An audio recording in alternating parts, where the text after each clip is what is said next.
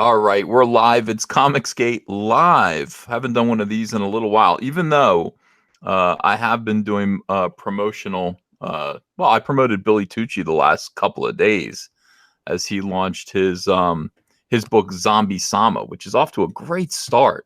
Great start. It's second time around on Indiegogo. I think he's at $25,000 right now, which is not bad at all.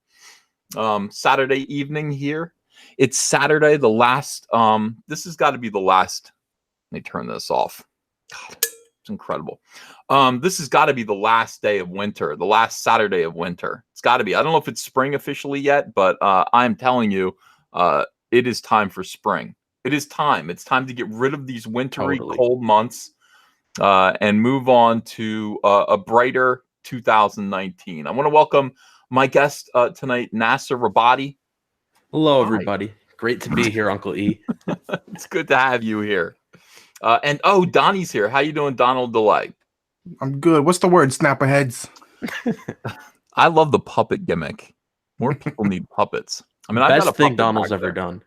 It is. I mean, Donald's out there creating entertainment, and that's the thing about Donald. I mean, you have to respect that. By the way, is Donald DeLay funding a book right now?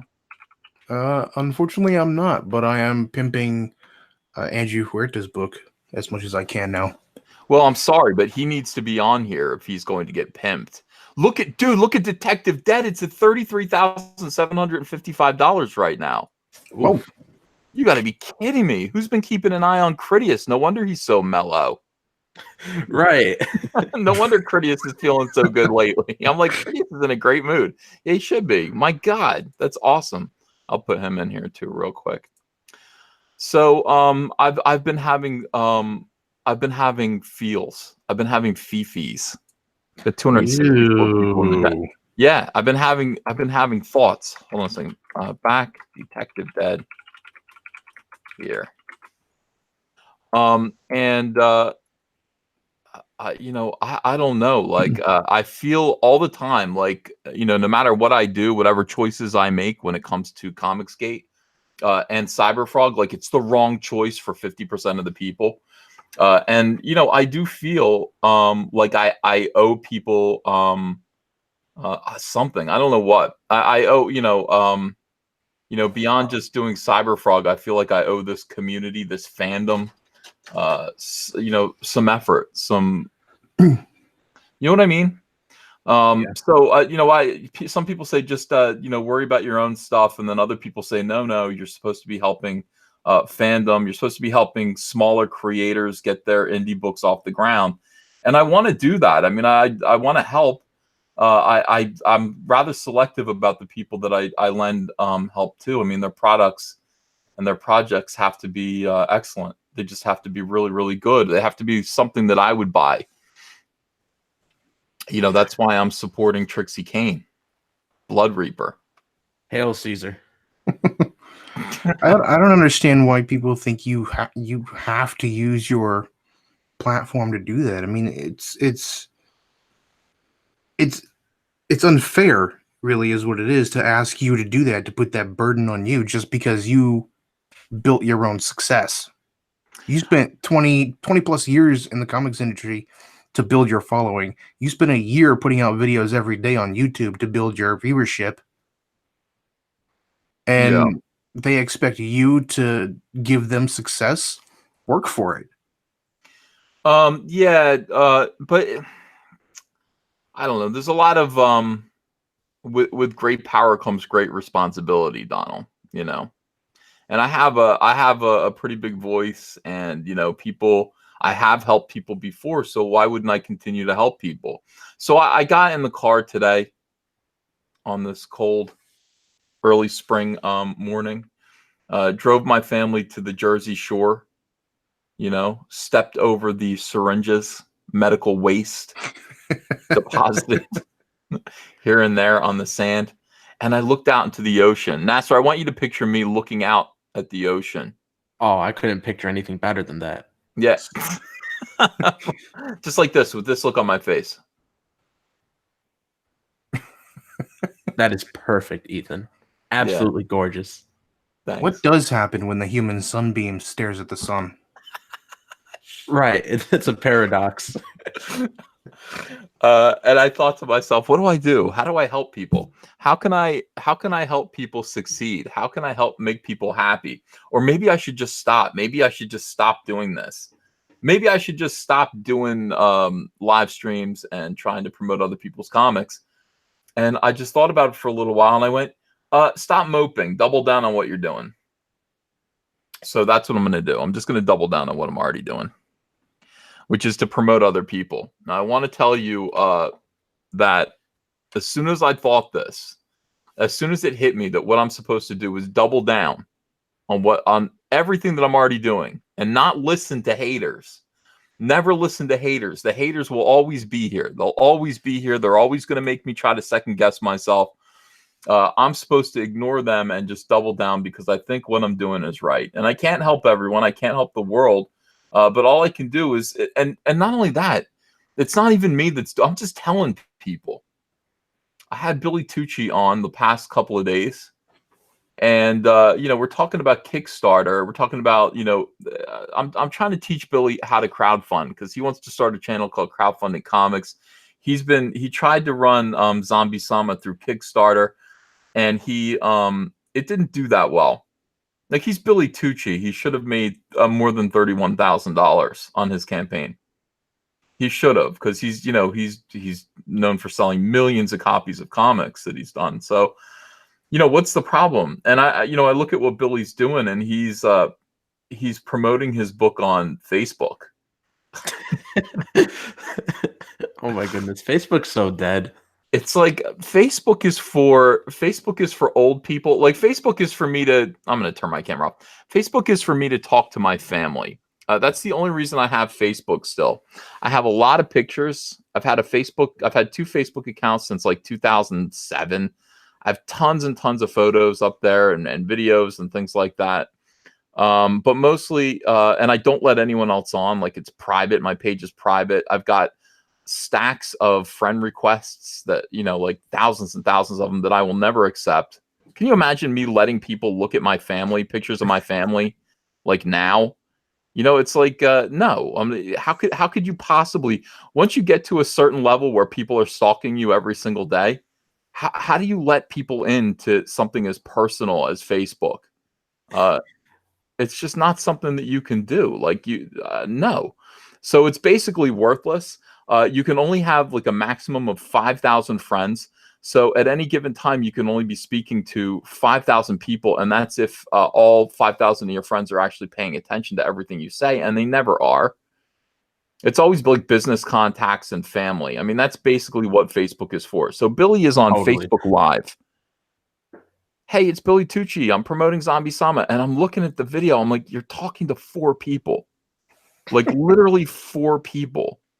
And Andrea is watching it. And by the way, Andrea is one of them, and I'm another one. So he's talking to 2 people. And Andrea's like, well, the video is going to get posted, so more people will see it throughout the day. Facebook is dead. You can't do that. You cannot promote. So here's the thing. I got Billy. I took him off of Kickstarter. You put him on Indiegogo, and you start over again. And you speak on Twitter. You speak on YouTube. You can speak to thousands of people at any given time. And we're talking to 607 people right now. It's like it's in the middle of the night. It just seems to work better. So like getting Billy Tucci over his boomerism. And I thought I was a boomer. Like, Billy Tucci is I don't know, man. He's like a relic from World War II. And I mean that in the nicest way. Oh, hey, Antonio, how you doing? What it do, player? Please What's tell up, me you can hear me. Yo, Okay. What's going on? I was like, I know I've been having mic problems. I hope you can hear me. No, you sound good. You sound Okay. good. So Billy is Luscious. learning. This is Antonio. We're talking about like how to teach people how to crowdfund, how to get their comics out there, how to self promote. And it's like you're a shining example of somebody who picked it up pretty quick. It was a learning curve, though. It was I didn't know everything. It was like, but I'd like to think that once I got a crash course, that I took the ball and ran with it. Oh, absolutely. Well, not only that, your book looks good. There are a lot of people who are like, help me. And I look at their projects. I'm like, there's no helping you. I'm sorry, you're not like it doesn't matter what I say. Like I can't sell this. I can't. You're not ready yet. Some people just don't. You have to look at your own work and go, is this something that I would buy? Like if I saw it in the store. And there's a weird thing that happens. I remember being like 13 or 14 years old, and you know, being a talented 13 or 14-year-old artist, but you have this delusion. You know, you think that you can. You think that you're ready to go. You think you're professional. I sent I sent a package to Marvel Comics of my drawings, and it was a series of drawings of an alligator playing baseball. What? Yeah, I was like, oh, you know, maybe you want to publish a children's book about an alligator who plays baseball. And you know, I sent them off to Marvel. They sent me a very kind, you know, no thank you, F off kid letter back. Which I did not keep. I know a lot of comic book artists keep their rejection letters. I throw my rejection letters away. I don't want to remember them. But yeah, that's you know, you have this kind of cloud over you, like, yeah, this is you know, no, you're not ready yet. You're not ready yet. You know, you got to get back. You got to get into the saddle. You got to be actually working for a long time and get a lot of practice. And by the time you are ready, I don't know, man. You just feel calloused and you know, like it's hard to explain. By the time you're ready, you're like, it's about time. Of course I'm ready. You know, I worked way too hard for this. Of course I'm ready. It's not like a surprise, like, hey, I'm ready.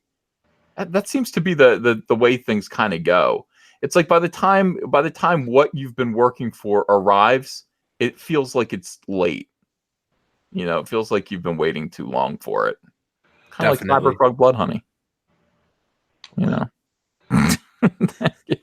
It looks great though. It's good. It's pretty good. I'm pretty excited about it. I'm excited. Liam Gray says, "Show us baseball alligator as a serious character." Yeah. Maybe he'll be in Cyberfrog. I would actually like to see that. That does sound fun, dude. It sucked so bad. It really did. Oh, well, you were like 13. You said. I'm sure it'll be amazing now. Oh yeah. By the way, I have nothing of it. Like I couldn't show you even if I wanted to.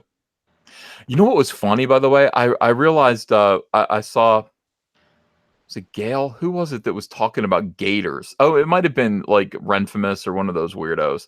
They talk about gators all the time. Gators. And I realized that like, and I can't find this now. I hope somebody else who's listening can find this. I like gators. They're like alligators. I realized that I drew an enormous logo for MegaCon right around 2010, 2011. And it was an alligator, big grinning alligator chomping down on like Wolverine, Spider-Man, like all of the comic Marvel and DC characters' arms were hanging out of his mouth. And he was coming right at you. I'm like, that should be our effing logo now. Gator. Yeah. Dude, talking about like 2010, 2011 cons, I saw this video that popped up. I don't know how it popped up on YouTube, but it was you from like around that time, like 2011, and you were drawing for some people at a con, and I guess you were drawing it in pencil, and so you were like, "Can you guys see this?" And then you wanted to get out like a marker or something, so you were like, "Let me reach in my pocket and get my pen," and then you stopped and you were like, "Yes, I did say pen," like. Instead of like, because it almost sounded like you said penis. You're like, guys, I'm only getting my pen. It was just a funny video. Okay. Good story, bro. I got booted from my own chat just now. What? I did. I got booted. It just said, oops, something went wrong. And I had to come back in. So now there's like a bootleg me in here. Let me turn my camera off. And I missed the whole punchline. I said pen or something like that. Yeah, like it almost sounded like you were saying penis, and then you said, like, no, guys, I'm just assuring you I'm grabbing my pen. By the way, a lot of people are showing me that stuff. It's so embarrassing. Like, something's going on with YouTube's algorithm that they're digging up. In a way, it's good. Like, people are seeing my older videos, you know, like just from Comic Artist Pro Secrets. But people are also finding like Wizard World videos of me. And embarrassing interviews. Like if it has my name in it, it's popping up in people's like recommendeds. Holy shit, it's so embarrassing, dude. It's so embarrassing. People are like, you were such a dork. I'm like, no, I'm still a dork. Like, what do you think? Nothing's changed. I just have a beard now. I'm twice as dorky. Dude, you were talking about pie in one of them. You're like, yeah, I could eat 2 whole pies. I was like, nothing has changed. I can't believe I said that. Somebody mentioned that I'm not much of a pie guy. The whole thing is that it's just a coincidence. It's all a coincidence.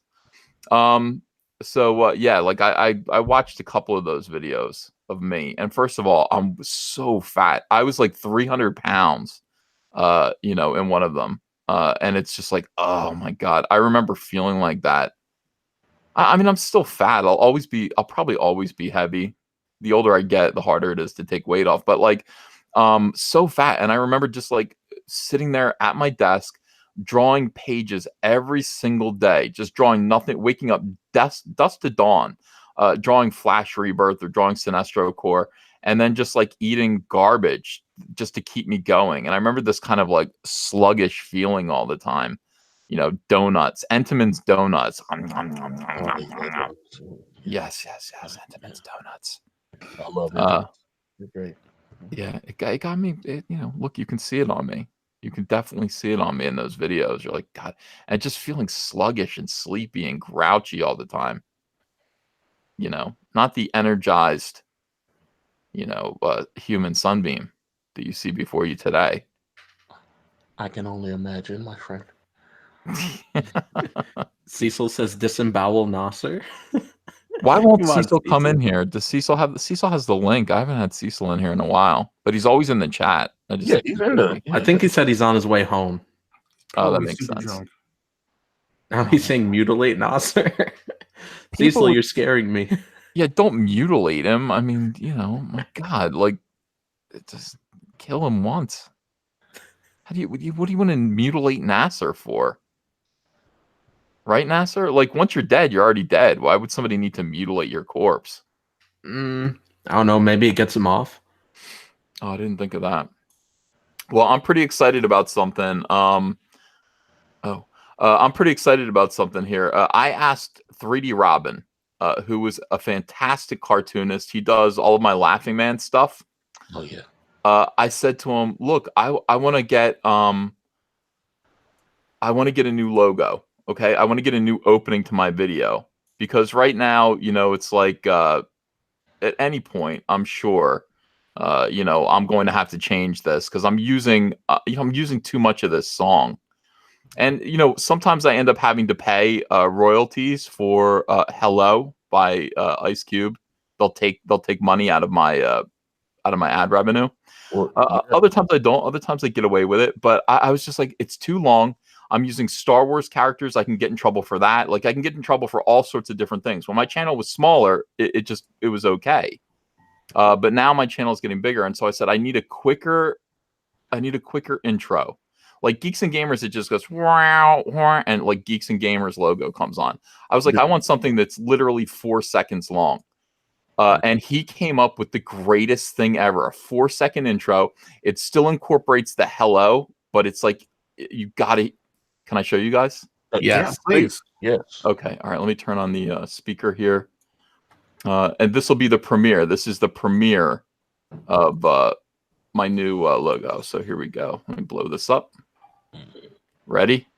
And this is only 4 seconds, but it'll probably play and repeat. I hope you guys like this because people are going to complain, I'm sure. They're going to say, we missed the dancing stormtroopers. Yeah, well, all right.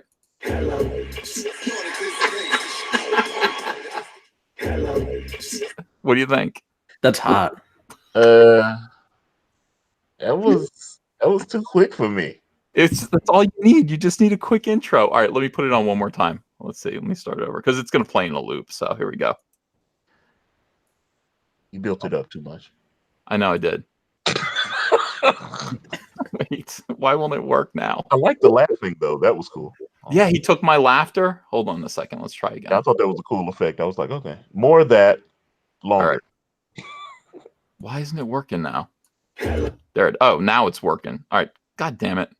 All right, let's try again. I like it. It makes me happy. I like my own laughter and the thing. People are saying need it to be a little longer. I don't know. But I mean, and plus the Laughing Man's laughing. I was like, can you make him? Can you animate him? And 3D Robin's like, yeah, no problem. I like it. I'm sorry. I'm really happy with it. You guys hate it? Is that what you're No, saying? I like it. I would like it better if it didn't have the "I started this gangsta shh." You think I should get rid of that? Yeah, if it just said hello and had the beat for a couple of seconds with your laughing man laughing, Yeah. I think that would work better. Because right now it sounds kind of cacophonous. I guess Too much noise. Yeah. Too much noise. Yeah, maybe I'll get rid of that. I wanted to say hello and then just like I just turned on my iPhone and I'm watching one of my own videos. Yeah, that'd be perfect. Yeah. Because that's funny as hell seeing him laugh. I love seeing him animated and with my voice behind it. It's Yeah, so that's neat. definitely a cool effect. That's definitely cool. Yeah. But I mean, the people are just saying, look, it takes forever to get to your video, and or to get to the point of one of your videos. And I go through my whole thing. Like, you can't. People get used to like the same intros, and by intro I mean like what I'm saying. Like, I have to go, hey everyone, it's Comic Artist Pro Secrets. I'm Ethan Van Skyver, 26-year veteran, and have to do that every single time. Eloquent and yet humble, man. And yet humble.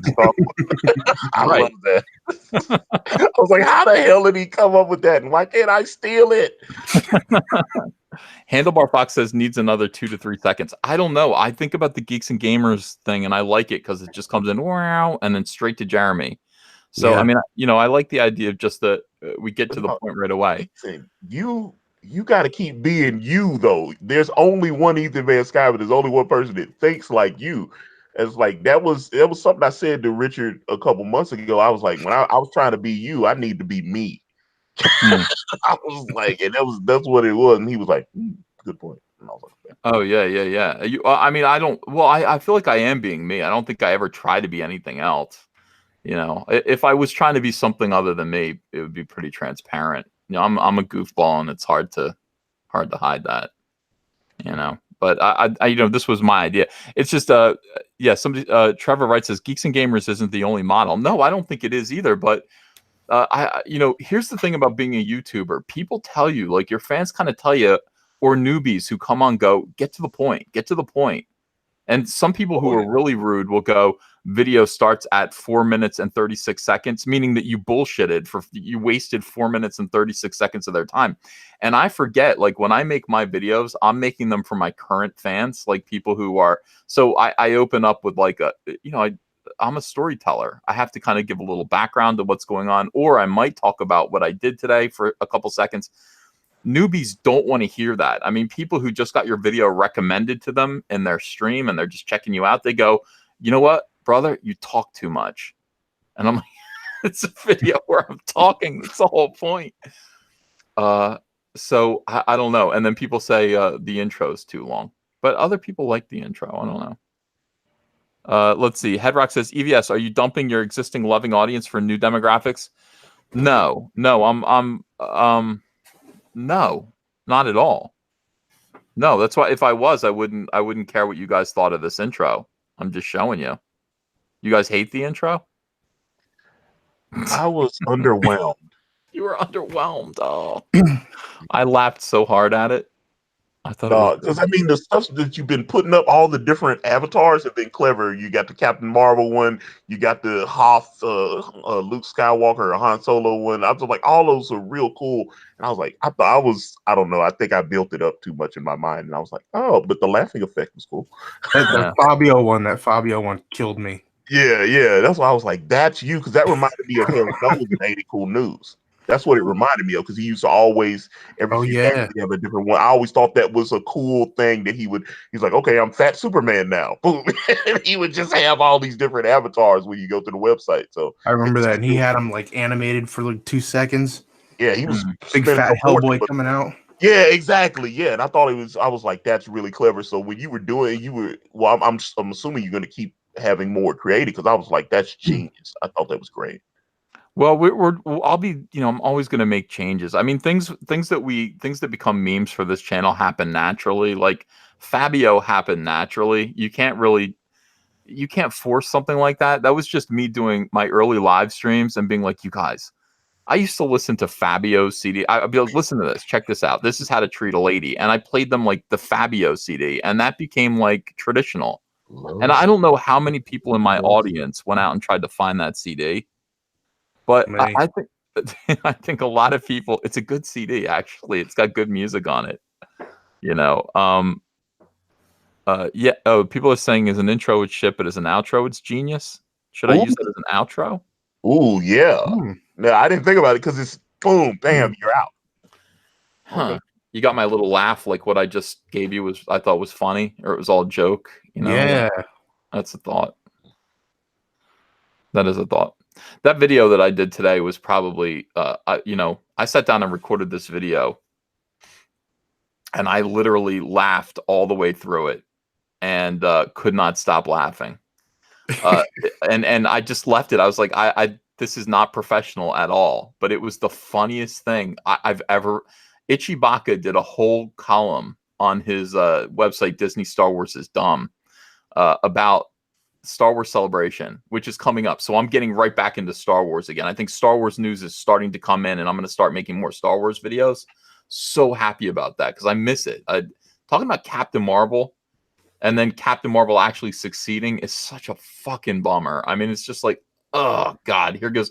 It's like just when you think here's what fighting SJWs is like. It's like whack-a-mole. Just you whack one down right over here, smack a mole right down back into its a-hole, and then another one pops up somewhere else. It's like the SJW invasion happens everywhere, and it happens the same way every single time. So it's like, okay, so we basically defeated them in Star Wars. We defeated them in comics, for the most part.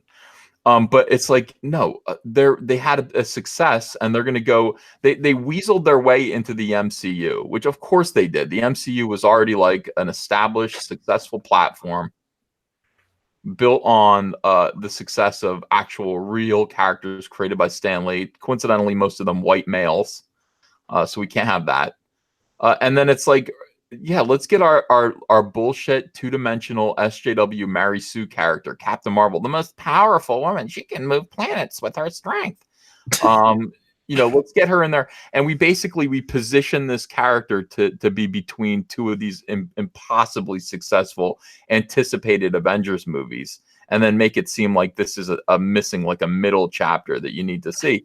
And then surprise, people go see it. And I mean, the thing about it is that most people are going to see that and not know what happened to them. They're going to go watch that movie and go, all right, yeah, well, I guess that was supposed to be good. And they're going to go see it. Of course they are.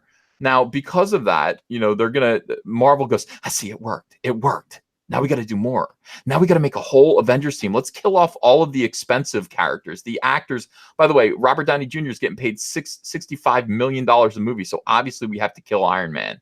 And we have to replace Robert Downey Jr. with Riri Williams, because we can probably find a young black teenage girl who's willing to work for $150,000 a film. At this point, we can make some cheap Avengers movies that are going to make millions and millions and millions and hundreds of millions, perhaps billions of dollars, and still save all that money.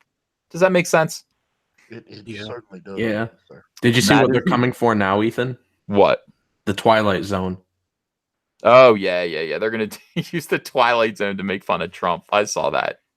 Dude, I hate it. I knew, like sorry to change the subject from Captain Marvel, but I knew as soon as they said they're going to reboot the Twilight Zone, I was like, oh my goodness. There's a moral at the end of every episode. They're going to use it just to say Orange Man bad. Yeah, of course. Yeah, of course they are. Oh, by the way, let me take a break here and before we go any further, since Nasser already completely derailed my train of thought. Let me go. Sorry, I was just pissed about it because I was just talking to somebody about it, and I was re-pissed about it today. Well, let me point out your work at Trixie Kane Blood Reaper. This is Nasser's new book. By the way, that is a hot cover, bro. Thank you, Caesar. That is really. I will have to tell you that book looks great. Vampires. Well, you know how I feel about vampires. You're just inviting the Democrats back into the White House again. That's fine. But she's fighting them, so that's a good thing. Fantastic book. It looks like you're succeeding pretty well. You're at $13,934. I put the link in the description, guys. What is Trixie Kane about anyway? Yeah, when Trixie was a little girl, she watched her mother die and she blames her father. And now, years later, when he's kidnapped by vampires, she's the only one that could save him, but she hates him. So she's put in this dilemma where she really despises him. But on the other hand, should she save him or should she not? Because he is her father. These are good questions. So that sounds like a pretty good premise. Great artwork. Look how good this looks, man. Yeah, that's the John Malin Militia sexy variant cover. Yeah, it looks pretty awesome. How come I didn't do a cover to this? I thought you were too busy, so I didn't ask. Yeah, that's the right thing to. That's the right attitude. I've trained you well. No, I'm just kidding. You didn't ask me. I would have done a cover for this. You Do you didn't want ask me to either. do you want to do one of the trading cards? Yeah, definitely. I will do a trading card for this. I mean, I'm busy right now. I got to do 4 new Cyberfrog covers. 4 new Cyberfrog covers.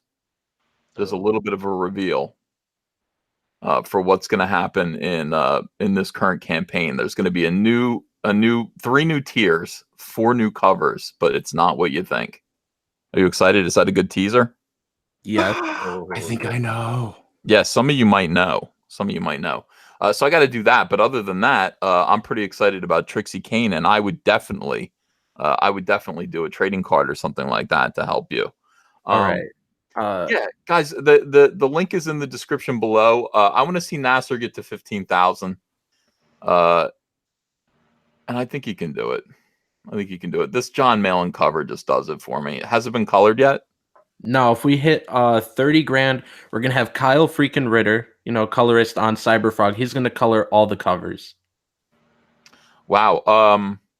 Maybe just leave this in black and white. I don't know. Maybe you leave this in black and white with just a red logo. I almost want you to do that. We'll see what Kyle does with it. Yeah, we'll see what kind of a job Kyle does, but oh my goodness, I could just imagine how sexy it'll look with Kyle's colors. Yeah, it's gonna look beautiful. Kyle knows what he's doing, but even still, this just looks like a black and white cover to me. What does the chat think? The chat says F Nasser. I think it works in black and white more. I mean, the way he described drawing it, trying out the spot blacks, it's like he drew it for black and white. Yeah. I get really uncomfortable when you guys start talking about spot and blacks, man. Sorry, Tony. We spotted one. He's right here in the chat. Oh God. Yeah, spot and blacks makes me uncomfortable too. It's not right. It's not good language. I usually cross the street when I spot them.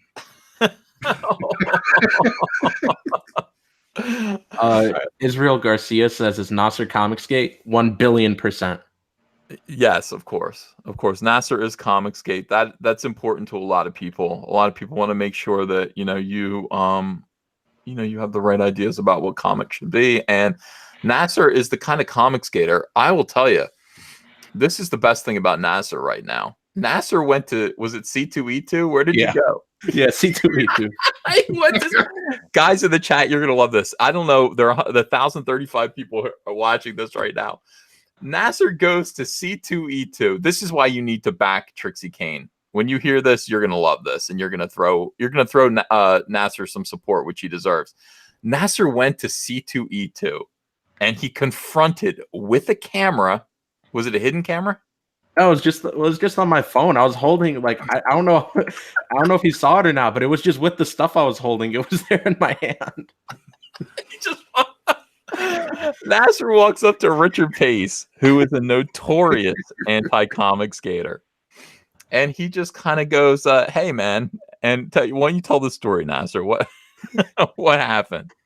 Oh my goodness! I went up to him and I bought his sketchbook. I was like, "Oh, so how much for the sketchbook?" He's like, $15, $20 if you want a little sketch. So I was like, perfect. I'll get it. In my mind, I'm like, perfect. I'll just get the sketch. It'll keep him talking. So I got that. So he takes it off his stand. He starts, drawing. And I'm like, oh, by the way, you had a Kickstarter, right? Are you going to open that back up again? Because I didn't hear about it till later.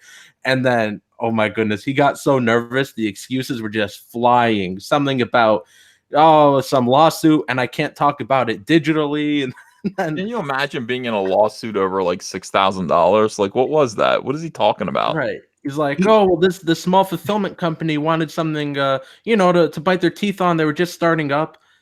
And in my head, I'm like, you had like 100 backers. You didn't need a fulfillment company. Seriously. I sent out like 800 something packages on my own in like 2 weeks.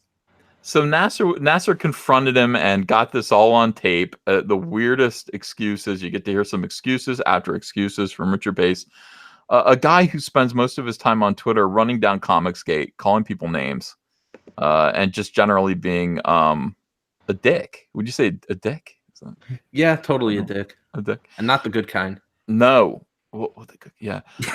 He confronted him. He got him on tape, and he talked about it. I think it was spoken about on Twitter. Like, this is what happened when I met Richard Pace. Richard Pace completely lied about the encounter. He said that you were lying about what happened. So you went, bitch, I taped it. I videoed it.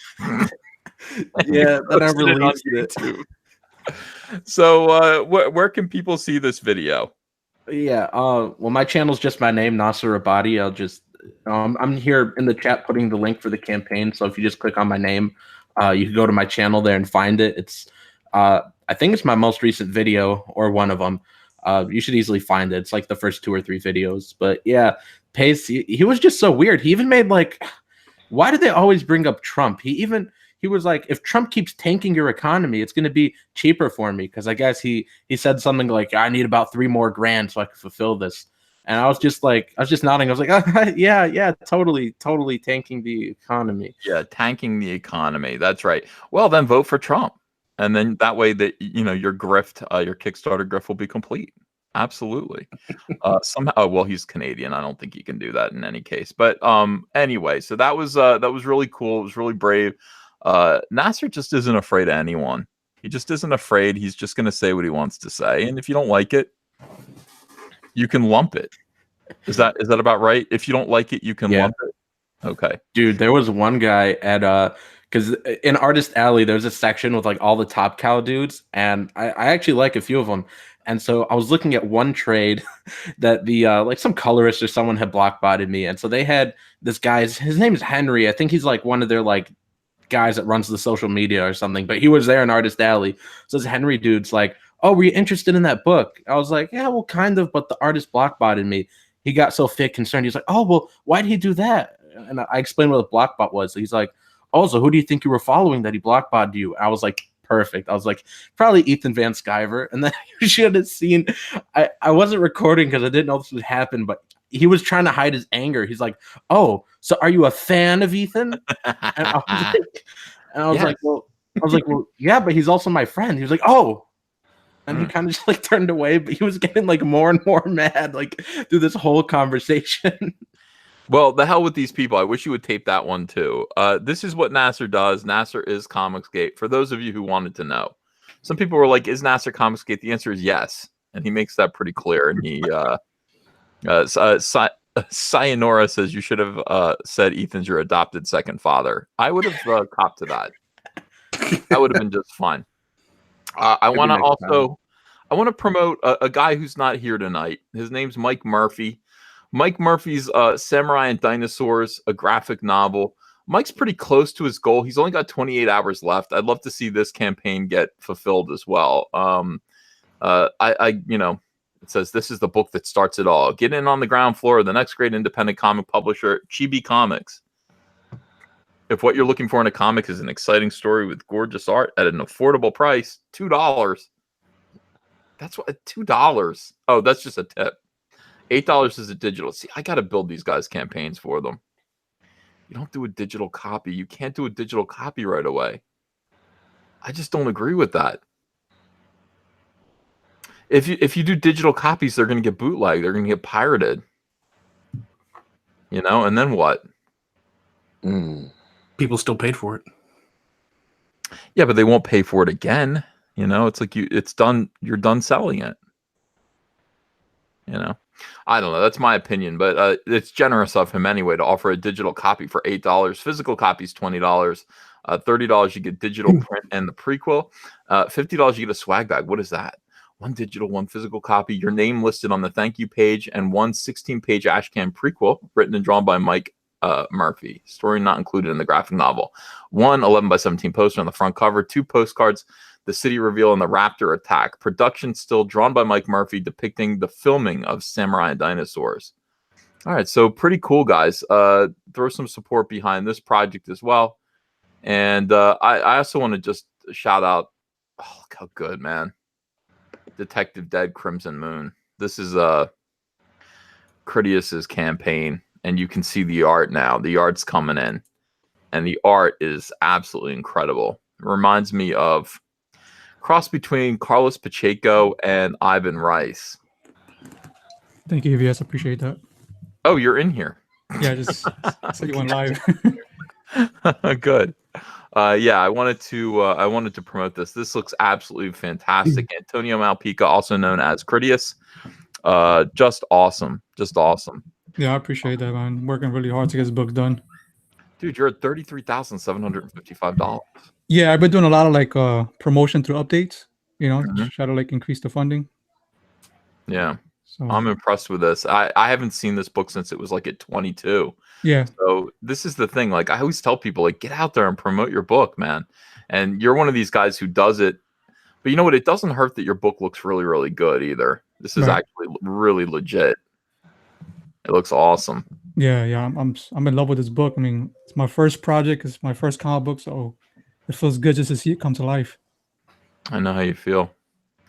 All right, let me read some super chats here. We're getting super chats coming in, and this is pretty exciting. Thank you guys for supporting these projects.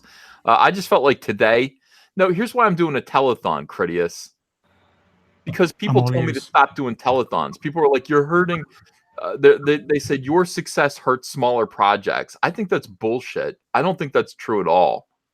I don't think anything I've ever done has hurt a small project, and I'm going to continue to do what I do because I think I help, the indie creators. I think I help smaller indie creators who are just trying to get off the ground. Yeah, yep, a lot came on your channel, and a lot got funded. Yeah, I think so. I can't help everyone. I try, but I think you're definitely responsible for my success, for Brutus's success. Oh, no, dude, you are responsible. Oh, Cecil's here. Hi, Cecil. Hello. Hello. received I suck at this everybody. gangster shit. Hello. Oh, by the way, Critias sent me some beautiful original art. It was such a sweet gesture that he did. And I was I have a cameo in his book, and he sent me the original art from that, and I appreciate that. Oh, that's awesome. By the way, I love your new mask, man. Yeah, this was sent by a guy from Turkey. Made this. He handmade it and stitched it. It's beautiful. And I was at my friend has a Zeppelin cover band. I was there all night, and he was like, that type of shit. Don't do that again. Don't do it again. That was great. Did they do Deermacher? No, he was doing the heavy. He was doing a uh. fucking bass heavy shit. He was doing like, oh god, I can't even think of it. No Quarter and all that type of stuff. But it was fun. It was fun. But I'm fucked up out of my mind right now. I would drink a gallon of whiskey probably. Damn, you're lucky. Yeah, I haven't. I can't drink anymore. I swear to God, Cecil, I drink a little bit and I get in trouble. I had a hangover. My hangovers aren't terrible. Like I'm not sick, but I need to sleep for like 2 days. It's like I just nap all the time whenever I party. Yeah, old. Well, I have the luxury of being able to nap whenever I want. I mean, I could fall asleep right now. a lot of my life is napping. The other part is drinking, and the other part is sleeping it off. Yeah. And I feel like I found a perfect balance for that, and I feel like a job or anything like that would really fuck that balance up. Sean Derrick says, "You mean Jamaica?" That's right. It's Jamaica. Yes. I said Diremaker or Jamaica. I said Deermacher. That's what we used to call it when I was a kid. I never heard anybody call it that. I've heard people call it Diremaker. Yeah. Somebody made me my earliest Zeppelin memories. Somebody made me a great tape, like a mixtape of Tommy by The Who, sure. And then The Best of Zeppelin. And that song, I was like, wow, that song's special, man. That song's really good. Jamaica, of course it is.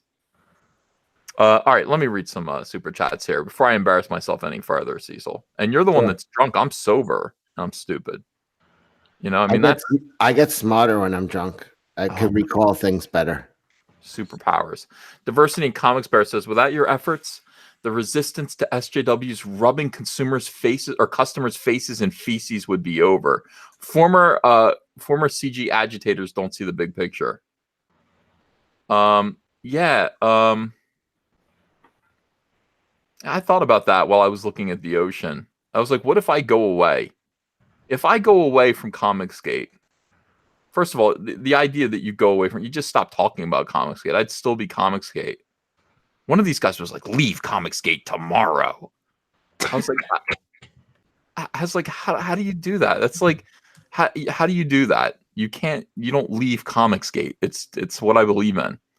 I can't leave. Do I change my mind? I am Comicsgate. You know, it's just the way it is. But these people are putting some weird pressure on me.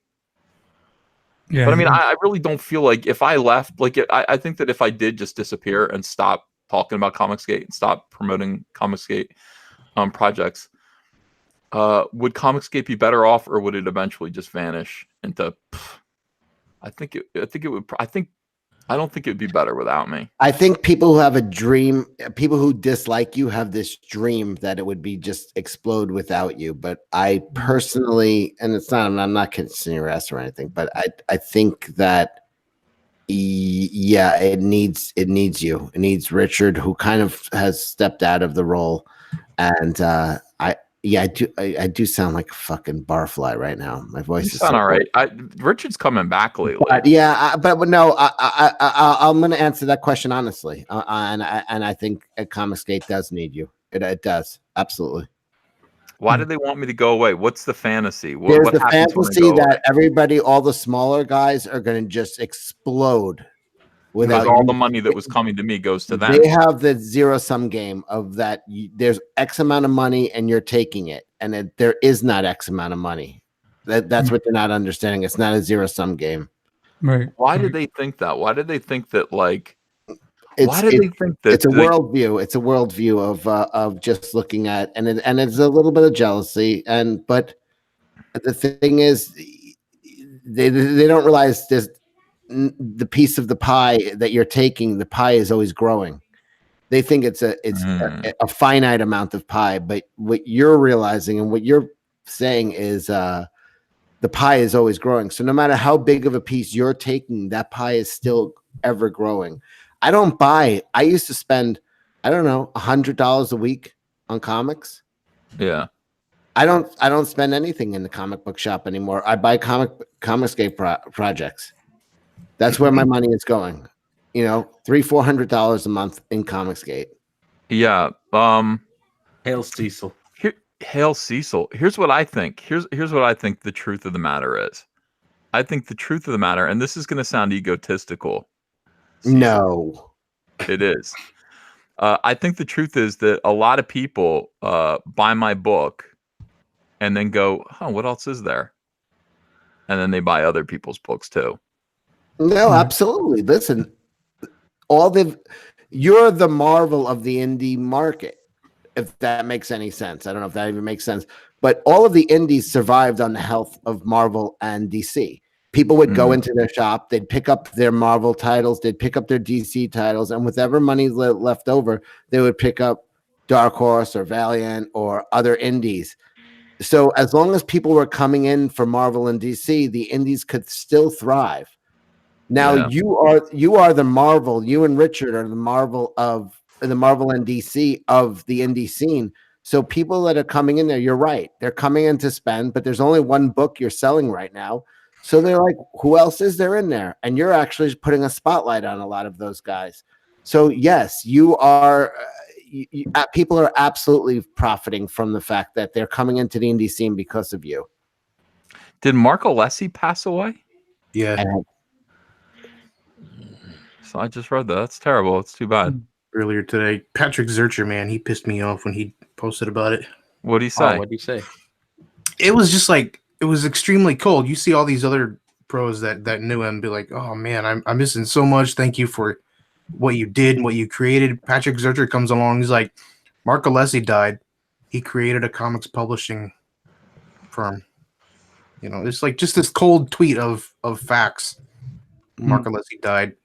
I would like to say F Mark Wade. over this. Yeah. I'd like to use the occasion of Mark Alessi's passing to say F Mark Wade, who sent Mark Alessi a black funeral wreath on the day that Mark's business collapsed, and said, if only your wife, who was dead, could see you now. Hmm. What was the name of that comic books? It was out of Florida. CrossGen? CrossGen Comics, yeah. Yeah. So I want to say that Mark Alessi, rest in peace. I don't think I ever met him, but I admired what he tried to do. I'm glad he's reunited with his wife. I hope that they're happy together. And Mark Wade, and rest in Hear, peace, hear. Mark Alessi. Cheers, everybody.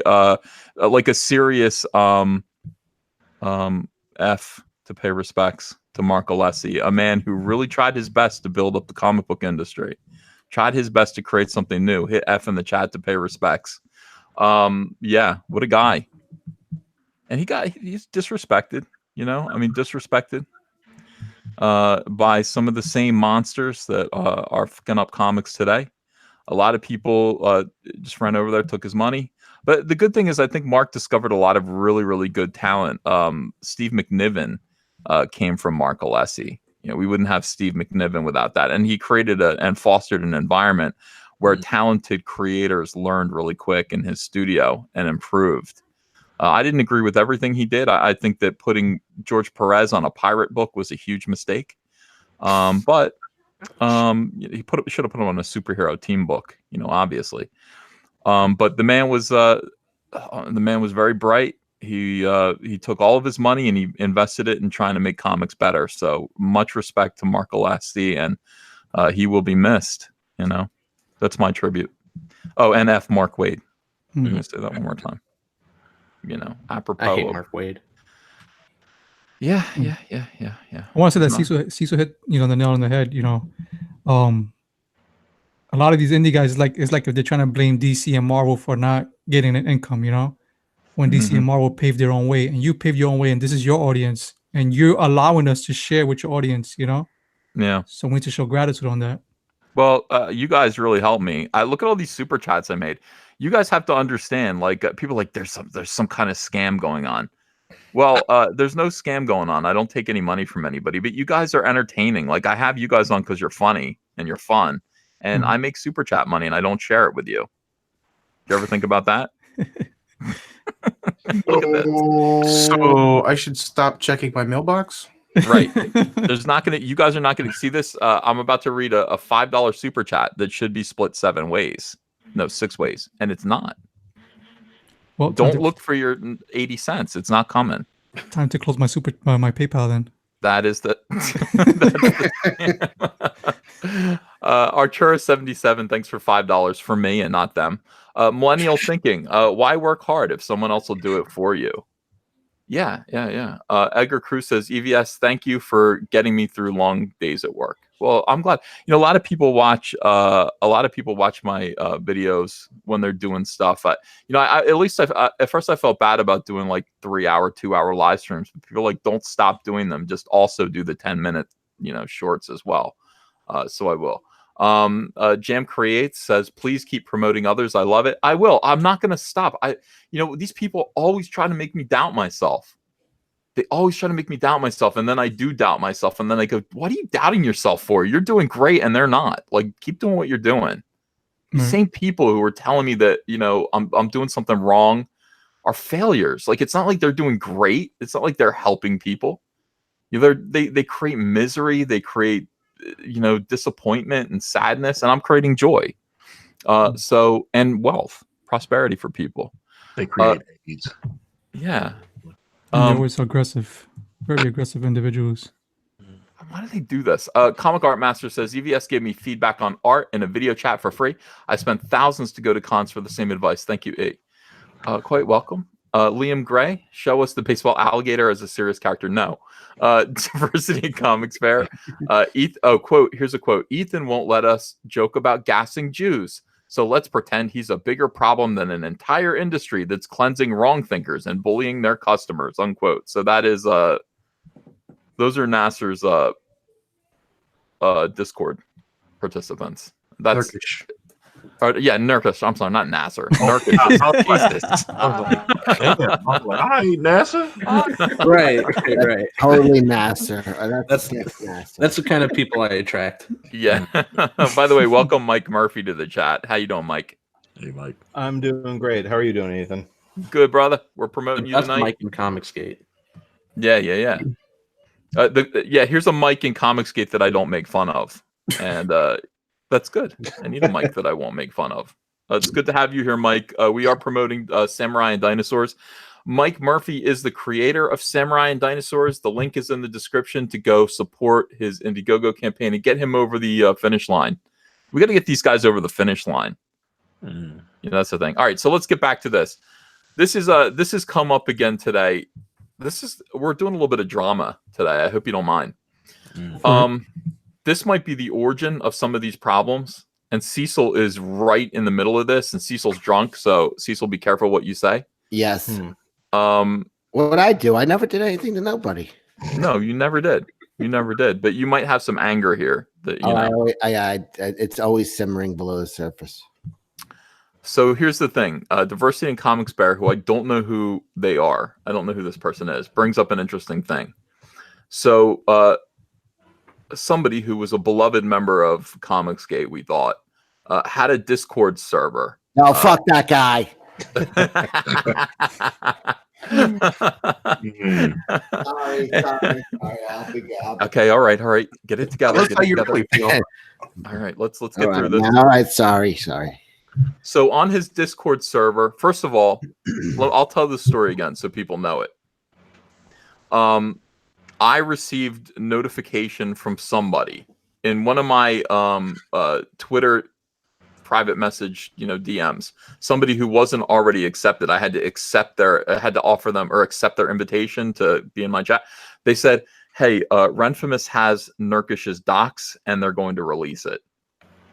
And this was in conjunction with that one weirdo who does the pedophile comic, who was coming after us pretty hard, like coming after Vox Day, trying to connect me to Vox Day, and then trying to connect Comicsgate to anti-Semitism and all this stuff. And they had Nurkish's docs, and then this guy had Nurkish's Discord server, okay, which was filled.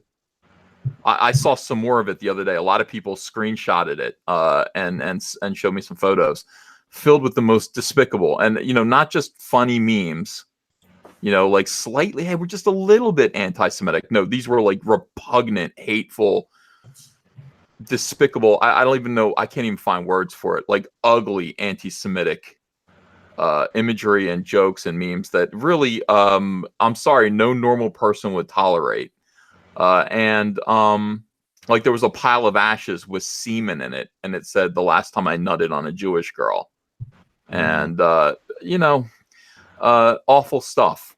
So, in any case, I went to this individual and I said, "Look, you're going to get doxxed. Okay, this person's going to dox you. They have your docs, then they're going to connect you to this anti-Semitism that's on your Discord server." And I'm not saying that you are doing this.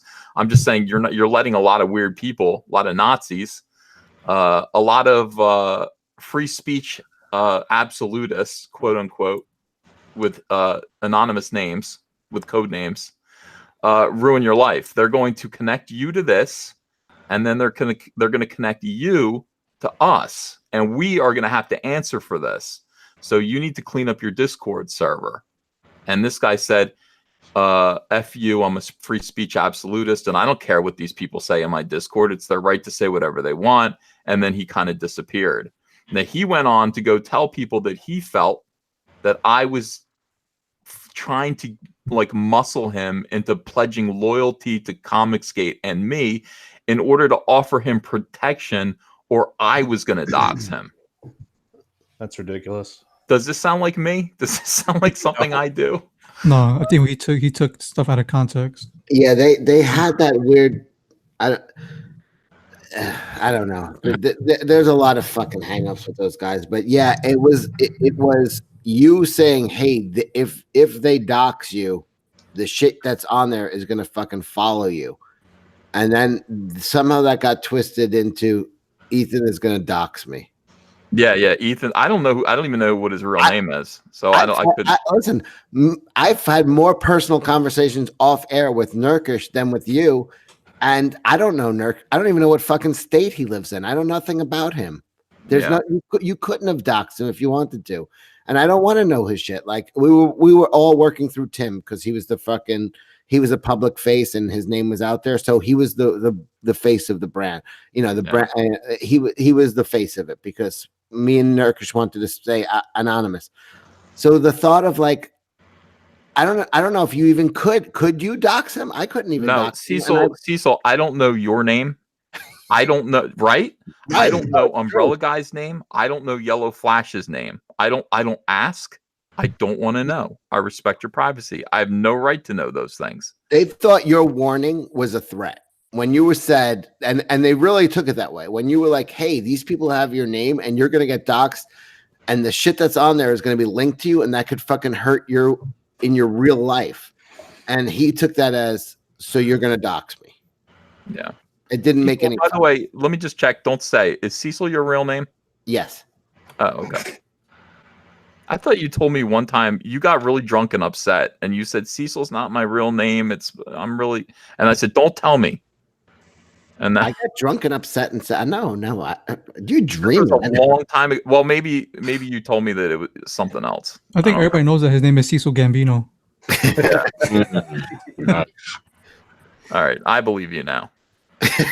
No, you did, Cecil. You don't remember early on in our friendship. You said to me you got really drunk because you flipped out on a live stream. We're talking. This was like a year ago. That doesn't sound like me. And you came to me. You were really upset. You thought you'd upset me, and in private, you were like, "I gotta just come clean to you." And you were like going to tell me. You said in private or on in private. Oh, well, you just said on a live stream. I said that. No. You were saying to me,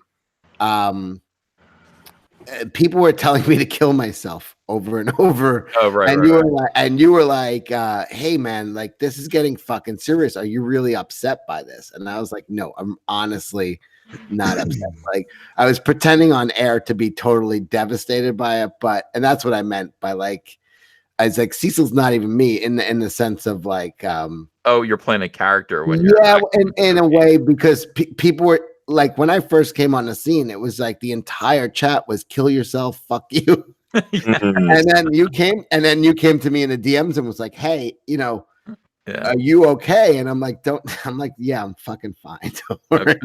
I'm like, "I'm good." But you were like, "Honestly, I'm not going to have you on the air anymore because people all want you to kill yourself." Yeah, early on. Like, no, I'm like, it's not really actually affecting me at all. I'm fine. Before you clicked with people. Yes. It's hard to remember that now. Yes, people did want me to kill myself. A lot. I remember Cecil showing up with the ice cubes and clinking on the mic. Yeah. God, that stuff was funny. The good old days. So anyway, that's the thing. So that has led to, all right, so it says, Ethan won't let us joke about gassing Jews.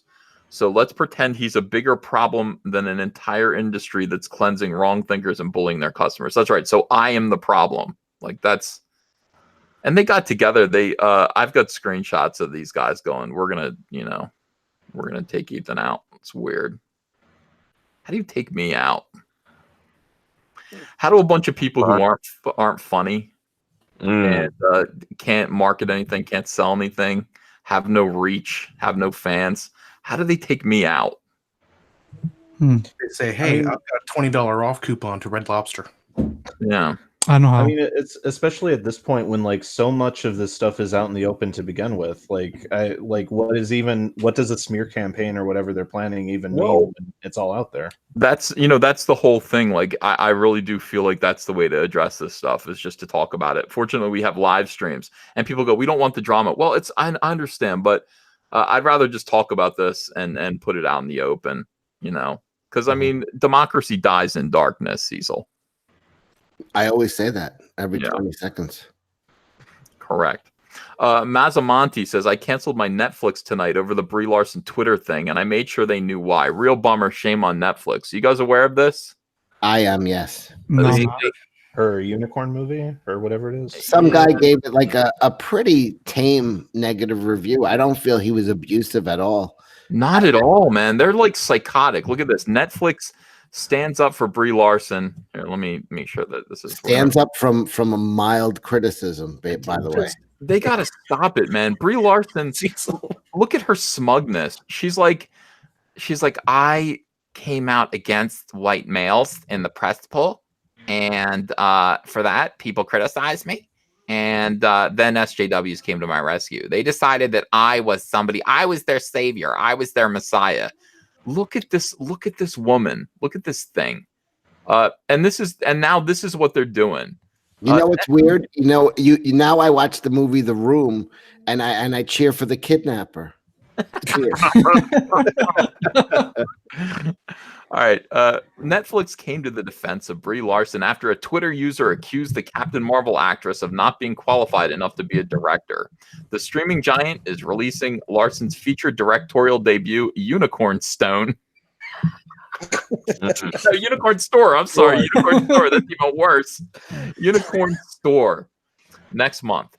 The drama premiered at TIFF 2017 and stars Larson opposite Samuel L. Jackson, Bradley Whitford, and Mamadou Athie, my favorite actor.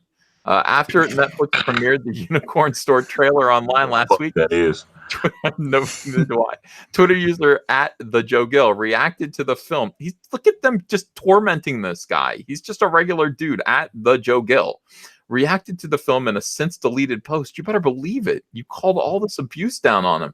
The question Larson's status as a director. The social media user said Larson was just, quote, just riding Captain Marvel's wave to land directing gigs. Again, the film debuted at a major North American film festival in 2017 and had not put in the time and energy like fellow actor Jonah Hill, who was mentored by Martin Scorsese. I didn't know that.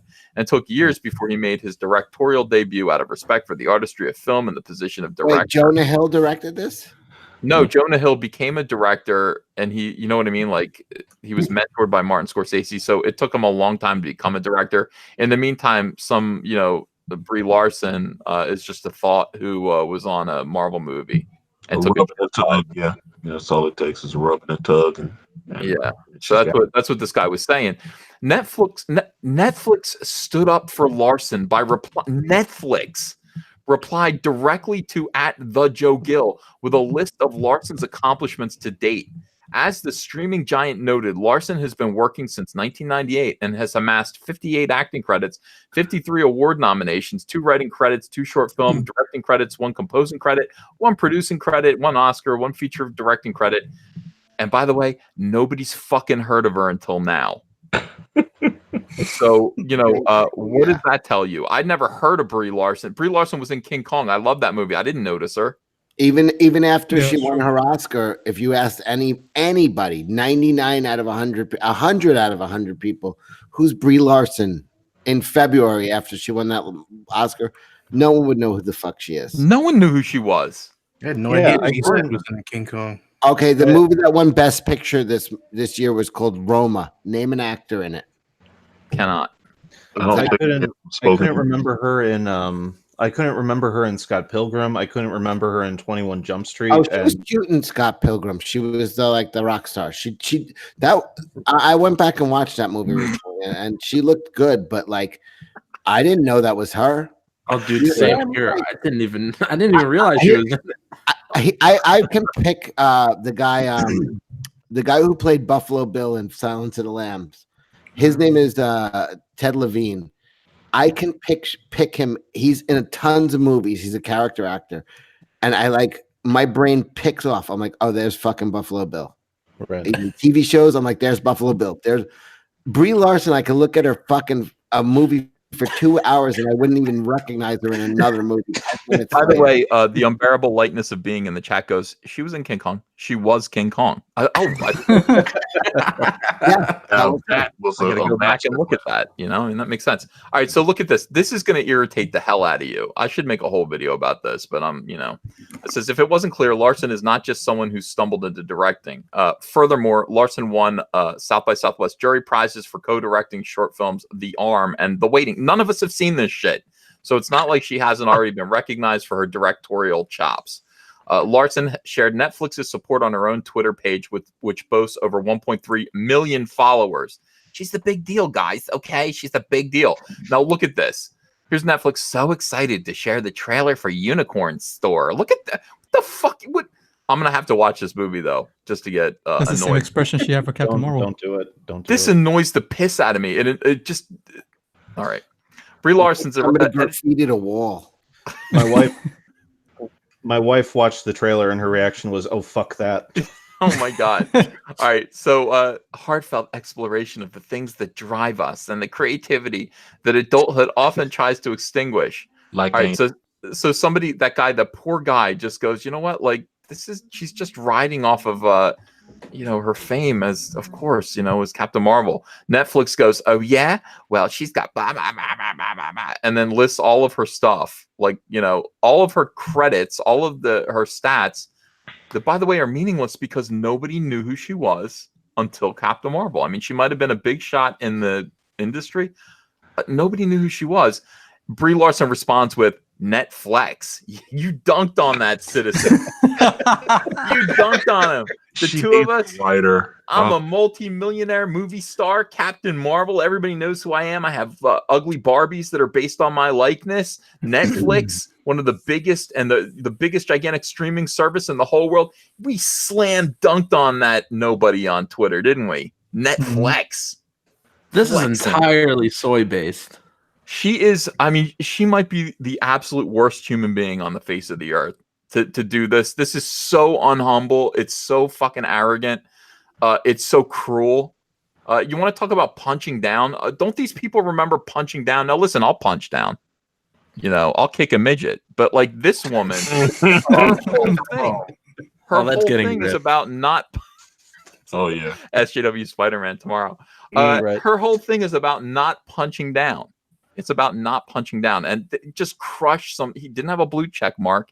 He was just a guy who said one thing. He said, I don't know. It seems like she's taken she's just taken advantage of her Captain Marvel credit, to go places as a director, to take a shortcut as a director. Something that's probably kind of true. Even though she made this movie in 2017, of course, now she's releasing it because of her success as Captain Marvel. That's an absolute fact. And they're so ass mad and so thin-skinned that Netflix has to come on this guy like a ton of bricks, and then Brie Larson has to high-five Netflix. These people are insufferable.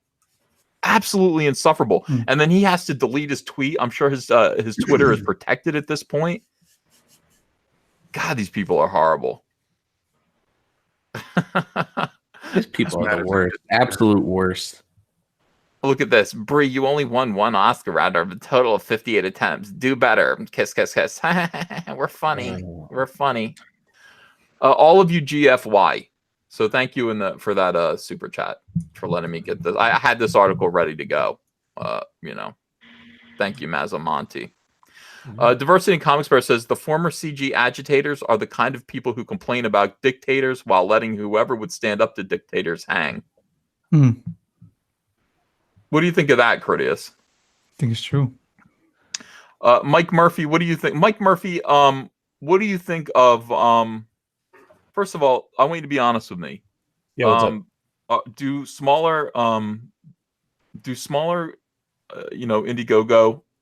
GoFundMe, not GoFundMe, crowdfunders, do they suffer because of me? I've always made this point. No.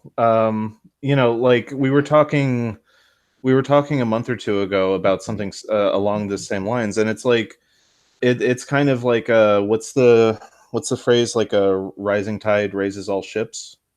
Like, but is that true? Is that working here?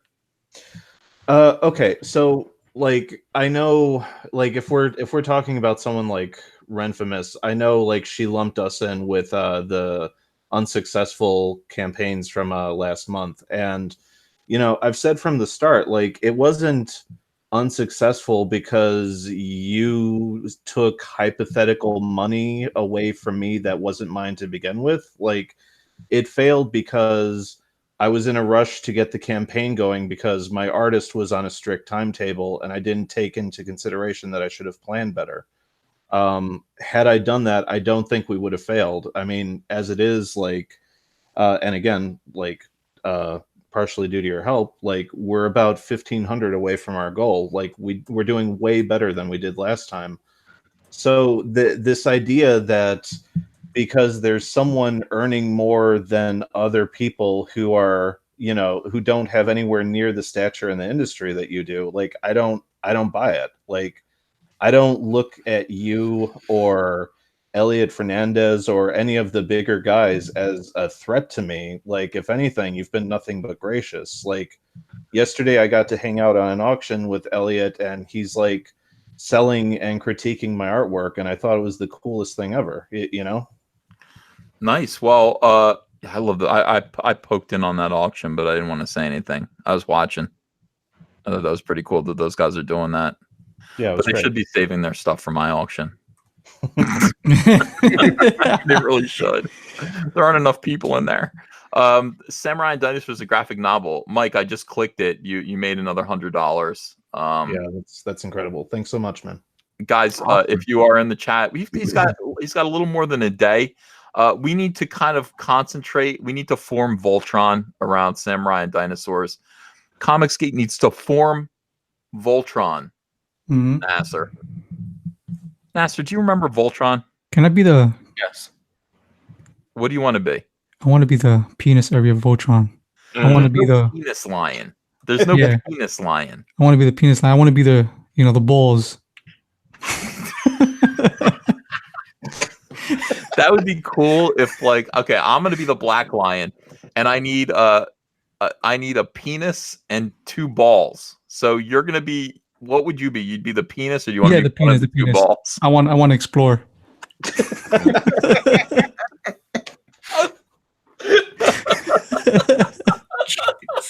When it's not attached to Voltron, does it just lay there on the ground?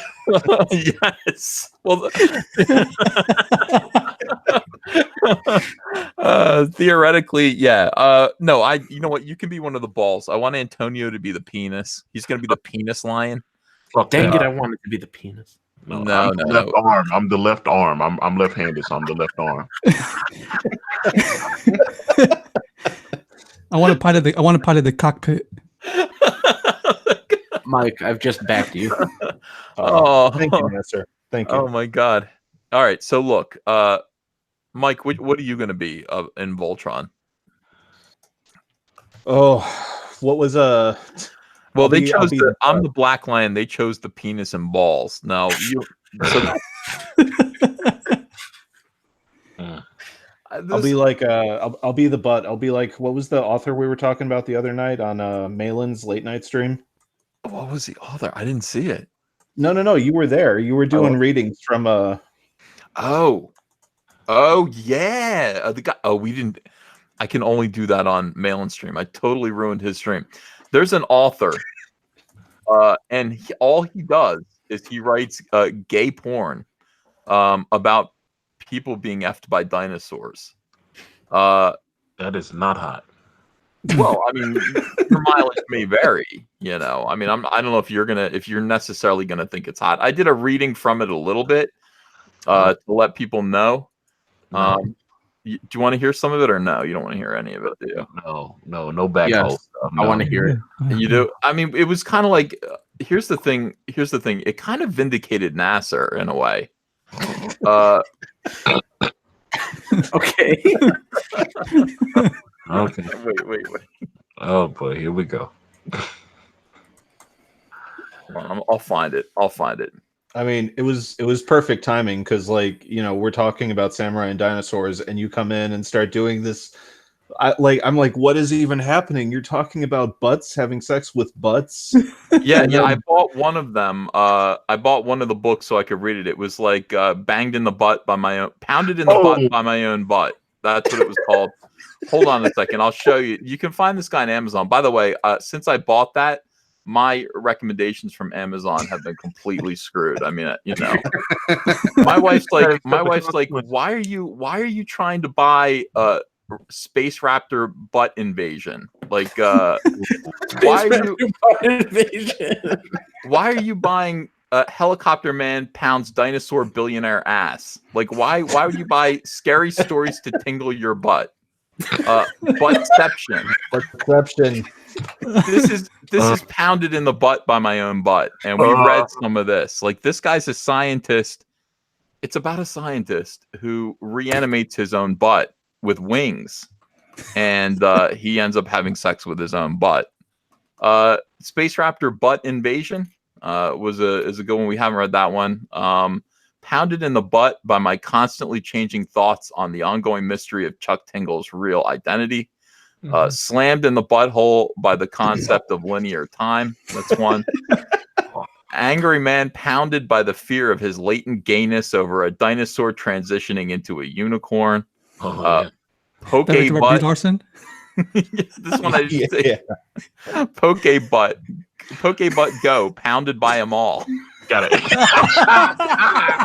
Shit. Got them all. This guy, by the way, and I only read the one, but I gotta say it was pretty good prose. Like, it was almost as good as Nasser. But this guy actually wrote all these books. Let's see, not pounded at the last second because consent can be given and revoked at any moment, and this is a wonderful thing that's important to understand. That's a long title.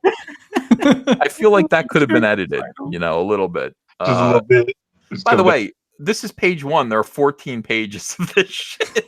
It's got page 2. And this sells. This is what I should be doing. This works. This guy's making good money. My billionaire triceratops craves gay ass. My handsome mountain bike is a doctor and he pounds my butt. None of this is like, how do you make stories about this? And he won awards for those, right? He did. Well, what happened was, the reason why people know who he is Gamergate. They invaded the awards, the sci-fi novel awards, book awards, called the what are those awards called? I can't remember. But it was a lot like the Eisner Awards. They have been taken over by SJWs, and only Hugos, the Hugo Awards. The SJWs took over the Hugo Awards. Now, what Gamergate did was they said, well, since they're only nominating other SJWs, if we can get enough numbers to come through, on behalf of Gamergate and nominate something embarrassing and then vote for it, they're going to have to put it on the ballot and then give Chuck Tingle an award. That's what they did. They all got behind Chuck Tingle and they nominated Space Raptor Ass Invasion as the best novel of 2015. And it won. And so they had to so this guy is an Hugo award-winning writer. Bigfoot pirates haunt my balls. I want this guy on the show, man. I want this guy on the show. This guy's something else. Not pounded in the butt by anything, and that's okay. So it's Al Lewis in the chat says, "Say gay porn 3 times and Kelsey appears." Kelsey's here. Hey man, I'm the dick, man. I came to form the dick. No, this is weird right here. Again, kissed on the wiener by my own wiener. I don't know how that works. Rammed in the butt by the handsome sentient manifestation of traffic who is a bad boy. This guy's got to take drugs. He's got to. Yeah. This sounds like a 14-year-old. He writes on shrooms. He's got to be writing when he's on shrooms. Whoa, man, I can't wait. Oh, man, my dick's going to kiss its own dick. But slammed in the butt by the prehistoric megalodon shark amid accusations of jumping over him. Now that should come with Mike S. Miller. Yeah, Mike should draw that. Mike, by the way, got in a deal with this guy to illustrate this book, and then they didn't pay him. So that is the sad thing. We're gonna have to fix that on his behalf. Kelsey, how are you tonight? I'm doing all right. I should be packing to go on a trip, but the hell with it. Where are you gonna go? Neverland. Off somewhere. I don't want to tell anybody. Is it a convention? No. It's for business. Oh, there's a convention going on right now. I think Mike is there. I think WonderCon is going on right now. Archie Berry's there too. I love his compelling videos of like bin diving. He's bin diving? Yeah, that's what his videos are. What is bin diving? Oh, he's actually looking at comics, like in. I guess. Excuse me. I only right. popped in for a minute. Yeah. Hey, Well, back to the gay porn. No, we're done with the gay porn. I think the gay porn made its own point. If you're interested in gay porn, Chuck Tingle, obviously Gamergate approved. Probably one of the best. I would say the best gay porn author that I can imagine. I can't think that anybody would be more. Listen. I tried to read "Pounded in the Butt" by my own butt, and at first it was okay. At first it was okay, and then it got dirty, and I didn't like the dirty part. Your I'm butt really got interested in the handsome Russian T-Rex. That's There's a lot of references to unicorns transitioning. Like that's the weird thing. Velociraptors transitioning to unicorns. So the guy does some trans species stuff. If that's what you're interested in, yeah. Boy, am I. Everybody's impressed. Chuck Tingle is the J.R.R. Tolkien of gay porn. Yeah, I think that's clear. He's a lot more prolific, though. All right. So Mike Jenkins says Nasser equals the antidote to game. What do you think of that, Nasser? Wait, I think what did he say? Martina would have something to say about that. Yeah, you're the antidote to game. Nasser is the creator of Trixie Kane Blood Reaper, by the way, which just passed $14,000. $14,064. Nasser, congrats. And don't forget there is a Cecil cameo in the book. Oh well, Cecil's in every book now. Yeah, he's in Brutus book 2. We might find a way to squeeze him into book 1. We might draw him somewhere in the background, but he's at least in book 2. Cecil. He's getting murdered in book 1. I'm here. What's going on? Well, I drew a bus driver in Cyberfrog Blood Honey, and people said, "Don't you regret not making that bus driver Cecil?" Why did people think you should be in everything right now? You're a big star. I think I should be in everything too. You are kind of like, at this point, you are the Stan Lee of Comicsgate, and that like you have to have a cameo in everything, or it just doesn't feel right, Yeah, I mean, there's still time. It hasn't gone to print, so there's time to rectify that. I'll put you in there. I like the idea of you surviving the Wasp invasion and just not caring. But I'd have to be skinny by now. 20 years. I mean, I don't think so. Why couldn't I be skinny? Couldn't you just make me skinny anyway? If it's 20 years later, there's no supermarket. I think you'd find a way. I think life finds a way to eat donuts. You're saying, well, half the world is starving and they're living off of like grubs in the fucking woods. Yet I would still manage to have moobs. Yes. You're hiding out in the Hostess factory and there's still Twinkies around. They're iconic. I thought about that today. I was sitting there thinking, I wonder, like, all right, if 20 years from now, like zombie or the Wasp invasion, what might still be good? What snack food might still be good that survived? And I was just thinking about it. I think I'd be, if I was alive 20 years after the end of civilization, I think I would have dropped a couple of pounds. No, you gained them. Why? Because you got nothing to live for, really, and you're just kind of like, I might as well just eat everything in sight. Yeah, but that's me now.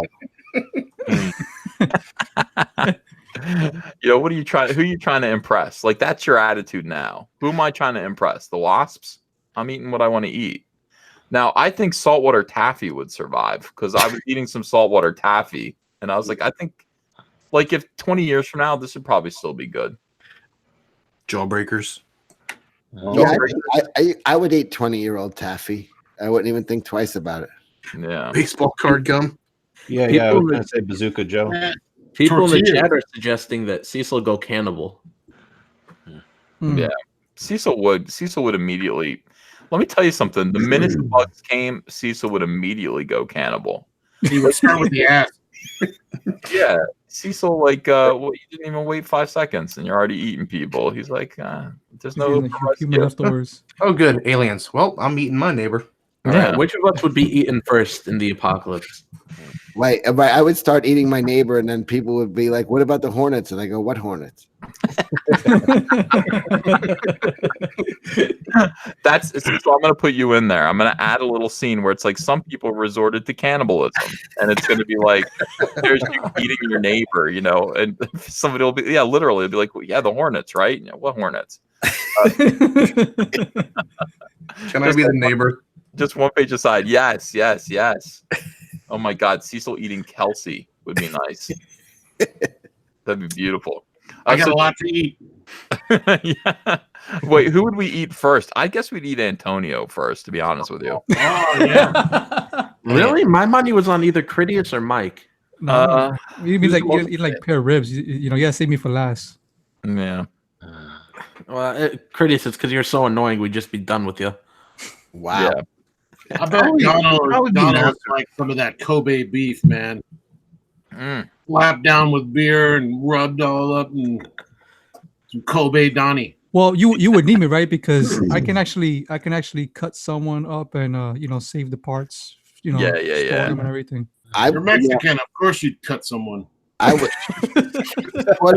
He's Puerto Rican, but Puerto Rican. No, but it still stands. He would cut. It's an Islander Mexican. No, I would eat me first because I live the life of a veal. A veal gets more exercise than me. Well, this is the thing. The same thing can be said about me. People in the chat are saying I'd be the first one to get eaten. Well, this is the thing, right? Like your body, it starts eating away at its own first. You know, before you start losing weight. You know. That's what I'm saying. 20 years later, I couldn't have dropped a few pounds. Maybe I'd be like a lean, like a young Charles Bronson, maybe. Could you imagine Cecil as Rick Grimes? Oh my God, dude! Of course I can. That's all I think about. Cecil as like the apocalypse. I want to make this comic now. Cecil in the zombie apocalypse. It would work. You like other people are trying to survive, and I'm just looking for sources of sugar.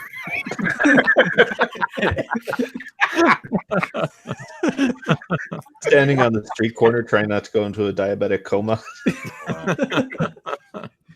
All right, let's check out Cyberfrog here. By the way, Cyberfrog Blood Honey team up covers and its third variant. This is the last chance. It's going to print April 30th. April 30th, it's going to print. You'll have them in your hands in July, from what I'm told. And that's pretty exciting. If you haven't backed Cyberfrog Blood Honey, now's the time. It's at $116,961. We'll refresh that and see where we're doing. $119,241. Thank you, everyone. Nice. Yeah, we're gonna get to 120 pretty soon. 120. That'll be nice. I want to beat Mike S. Miller. Oh, I already did. I want to beat his other campaign, Lone Star. I want to be Mike S. Miller too. You want to be him or beat him? Oh yeah, what are we talking about? Yeah, Mike's great, man. He's got a hot wife, draws real good, lives in. Wait, doesn't he live in Hawaii? No, he lives in California. Oh, no, screw that. He lives in San Diego. A lot of people say that. San Diego's great. Yeah. I mean, this is a free place to stay during San Diego Comic-Con, his house. You know, I mean, that's kind of nice. Yeah, but it's still like 20 people. But here's the thing, Kelsey, if you were Mike S. Miller, you would have to be a devout Christian, so you couldn't do most of the stuff that you do. I'm a devout Christian. You are? Oh, yeah. Okay. I'm practicing right now. I believe practice makes perfect. Yes.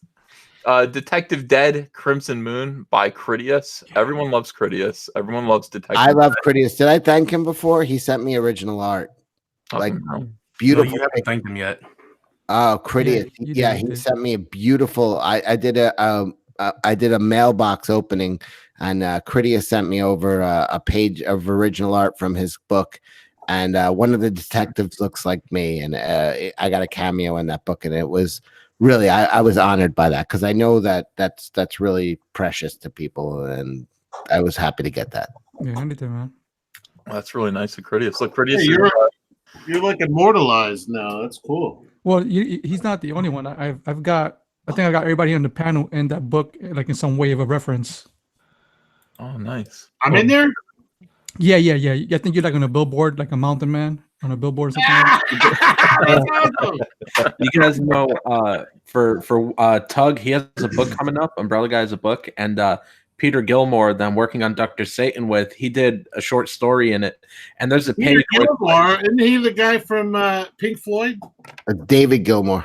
Oh, okay. Thank you. Go ahead. Anyways, Chelsea. So Peter Gilmore has this like splash page where it's like all the like Comicsgate YouTubers are in it, and my cameo in this page is I'm literally a script in a hand.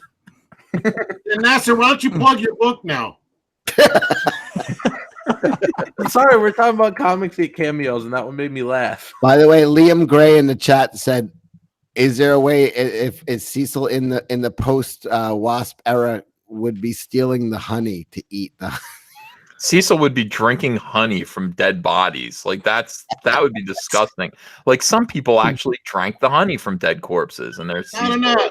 Cecil's got to be wine and dining some like New York wasps when he's attacked by wasps.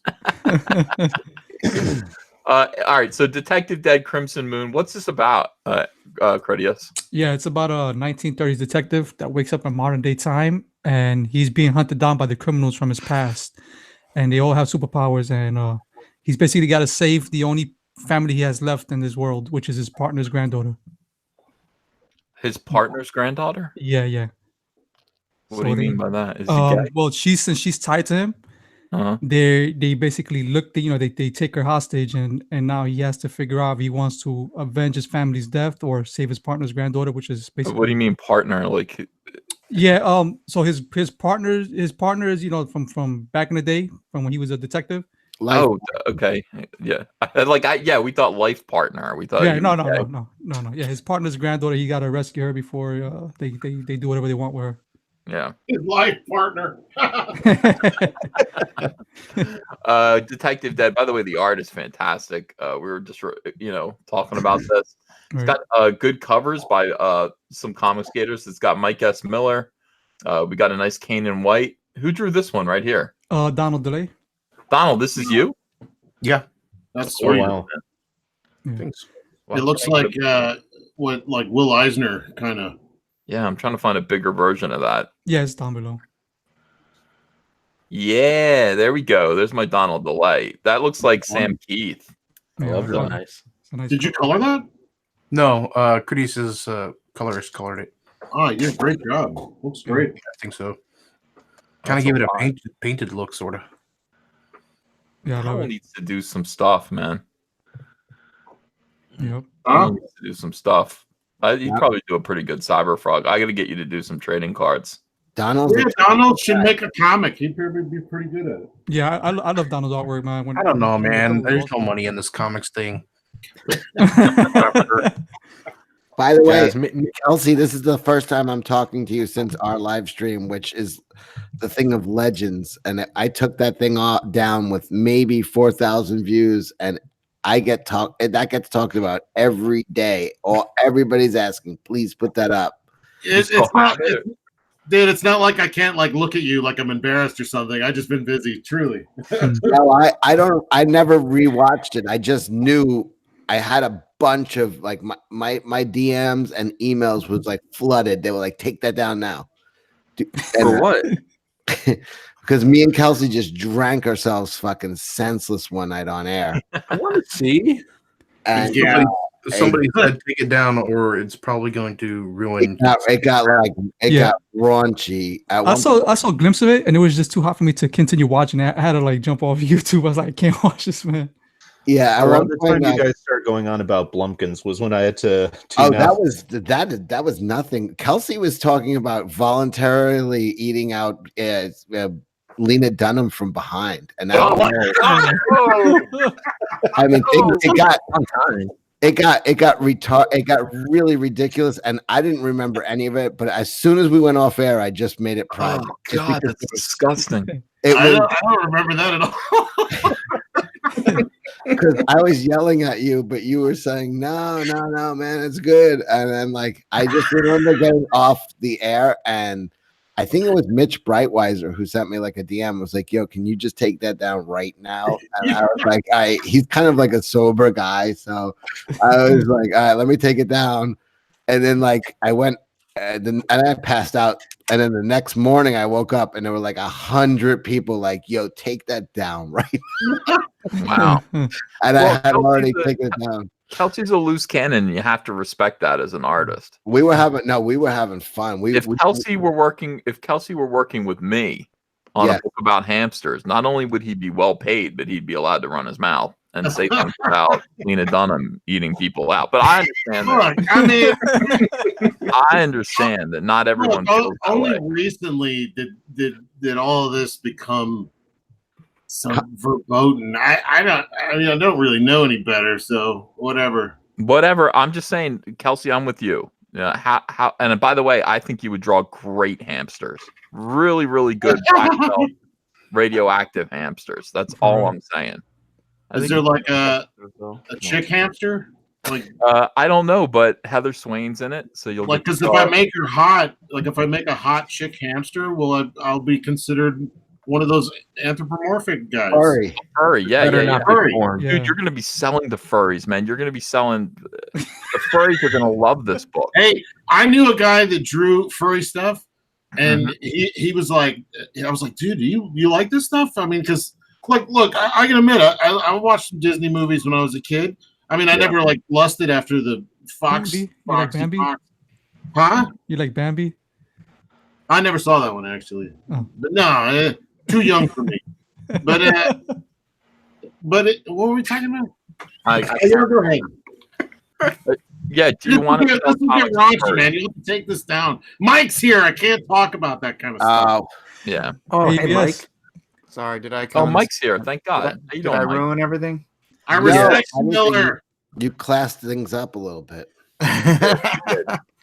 Kelsey, what spoiler are you Mike spent, drinking, boy? almost all day trying to help me fix up my new pitch for Detective Dead.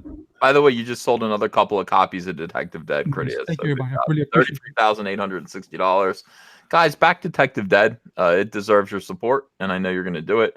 And let's just check in on Samurai and Dinosaurs really quick. Mike Murphy, what is Samurai and Dinosaurs about? Yeah, Samurai and Dinosaurs is about an elite group of samurai who are dispatched to investigate a downed meteorite on the countryside surrounding a medium-sized Japanese city. Along their journey, what they discover is time beginning to break down and fracture all around them. And the closer they get to the meteorite, dinosaurs start pouring out from the Jurassic era into their timeline. Sweet. By the way, you're selling a bunch of books here tonight. You're at $4,778. You're that much closer. I think you're just $1,200 and change away from fully funding, trying to hit your $6,000 goal.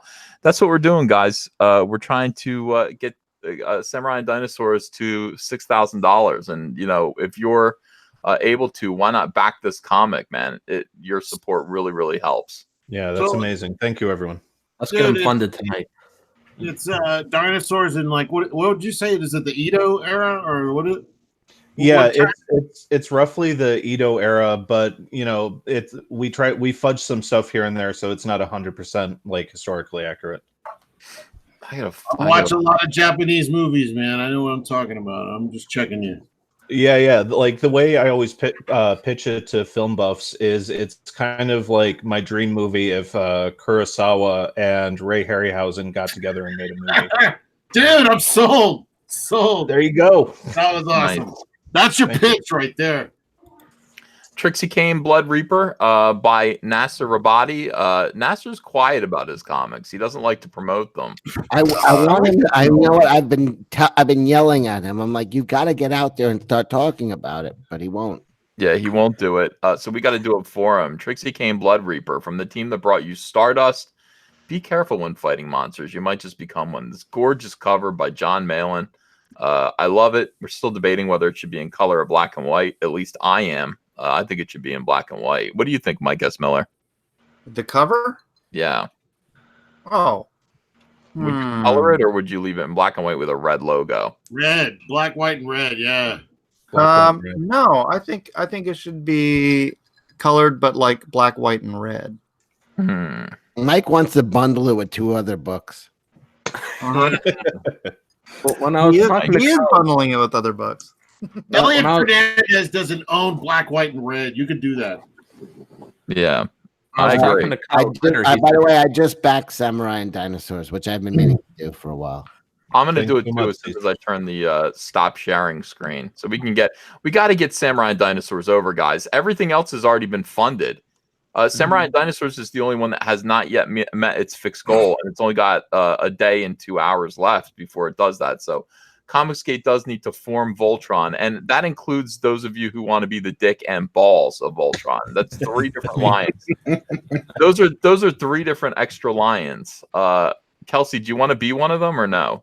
No, well, at first I thought I wanted to be the dick, and I probably would be, but you know, screw Voltron, man. This is like Transor Z. I love Cockpit assemble.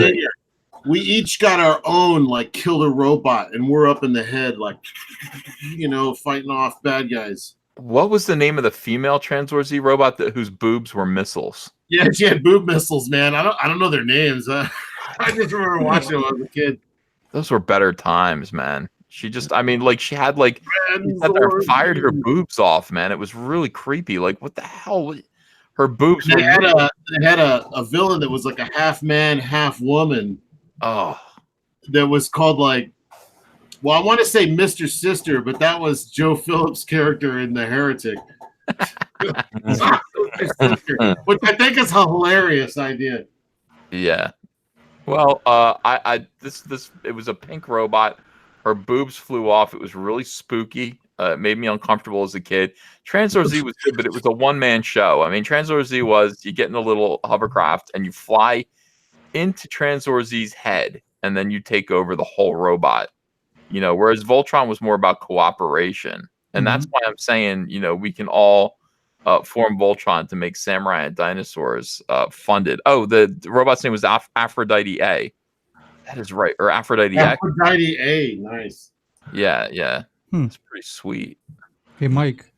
Yo. Can I commission you to do my cockpit for Voltron? Mike, hey, I thought I was the cock. So there's some argument over that. Somebody has to be the bulls. Everybody can't be the, you know. The bulls. Bulls. That's how you pronounce it in Jersey. Bulls. Bulls. Bulls. In New York, it's bulls with the W. Bulls. Yeah, yeah. Mike is not impressed with any of this. Mike, how is he is disgusted. Mike, are you still at WonderCon? No, I'm just doing a little meme here for Art T Bear. You're doing what? Art insists that he's 5'7", and I have a picture next to him here, and so I'm just showing him proof positive that he's shorter than I am. Do you want to explain that? Wait, Art's I'm short? gonna grab that and share it up on Twitter real quick. I always thought Art was like 6 feet tall.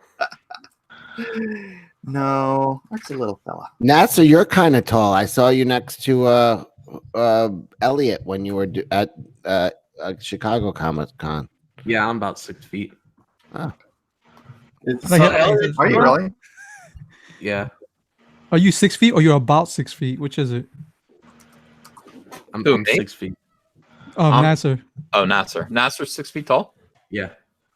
Oh, me too, Nasser. All right, who is the tallest guy in Comicsgate? Doug. Yeah, Doug. Oh, yeah, that's right. He's like 8 feet tall. Yeah, He's 6'8". Doug's a mutant. Yeah. Praying mantis. That's gonna be so weird, man, because I'm 6'2", and I'm not used to really looking up, except for like Carl's story and I guess Doug. Yeah, Doug is too tall. He's like I don't know, man. I don't know. It's unfortunate. He's very large. He's like 7 feet tall.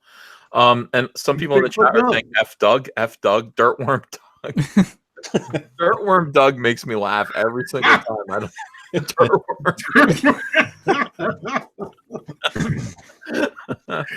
Oh God. All right, let me read some of these super chats.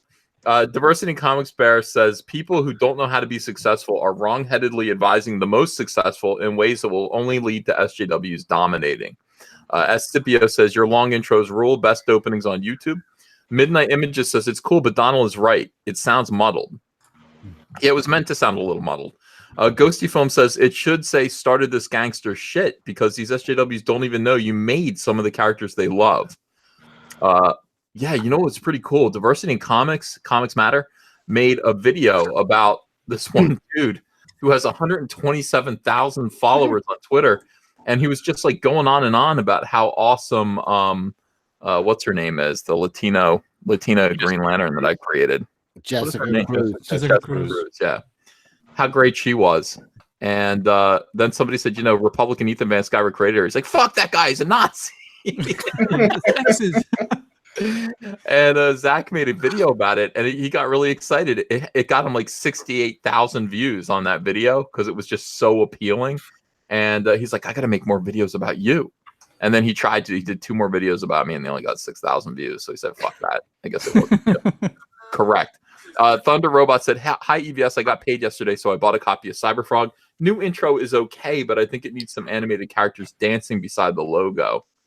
Yeah, we could, I'll get 3D Robin on that. He'll be like, oh, man, I thought I was done. Mattoween says, EVS, just don't do an intro a la Mike Zero's news reporter cadence.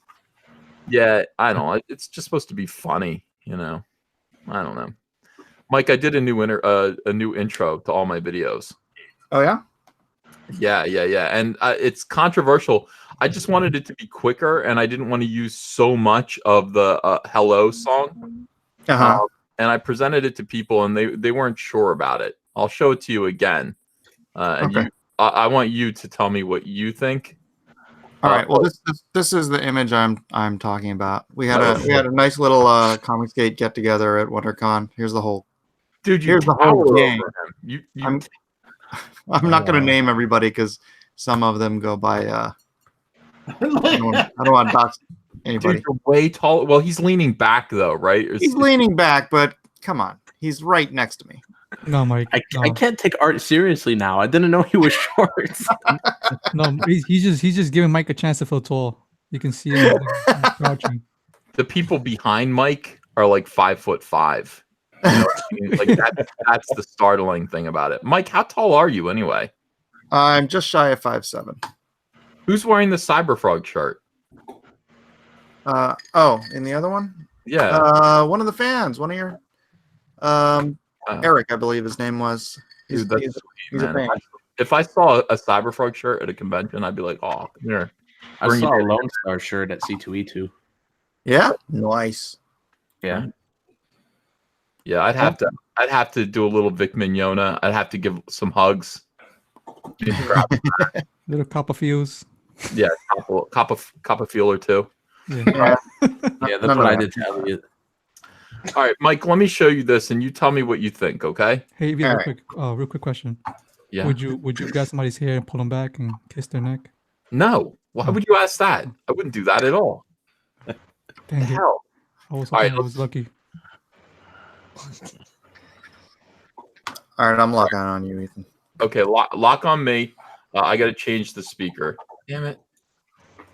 Mike, I can never do anything right. You know what? I appreciate that you do not criticize me for it. All right, now check it out. This is my new intro. It's only 4 seconds long. Okay? Mm-hmm. All right, let's watch.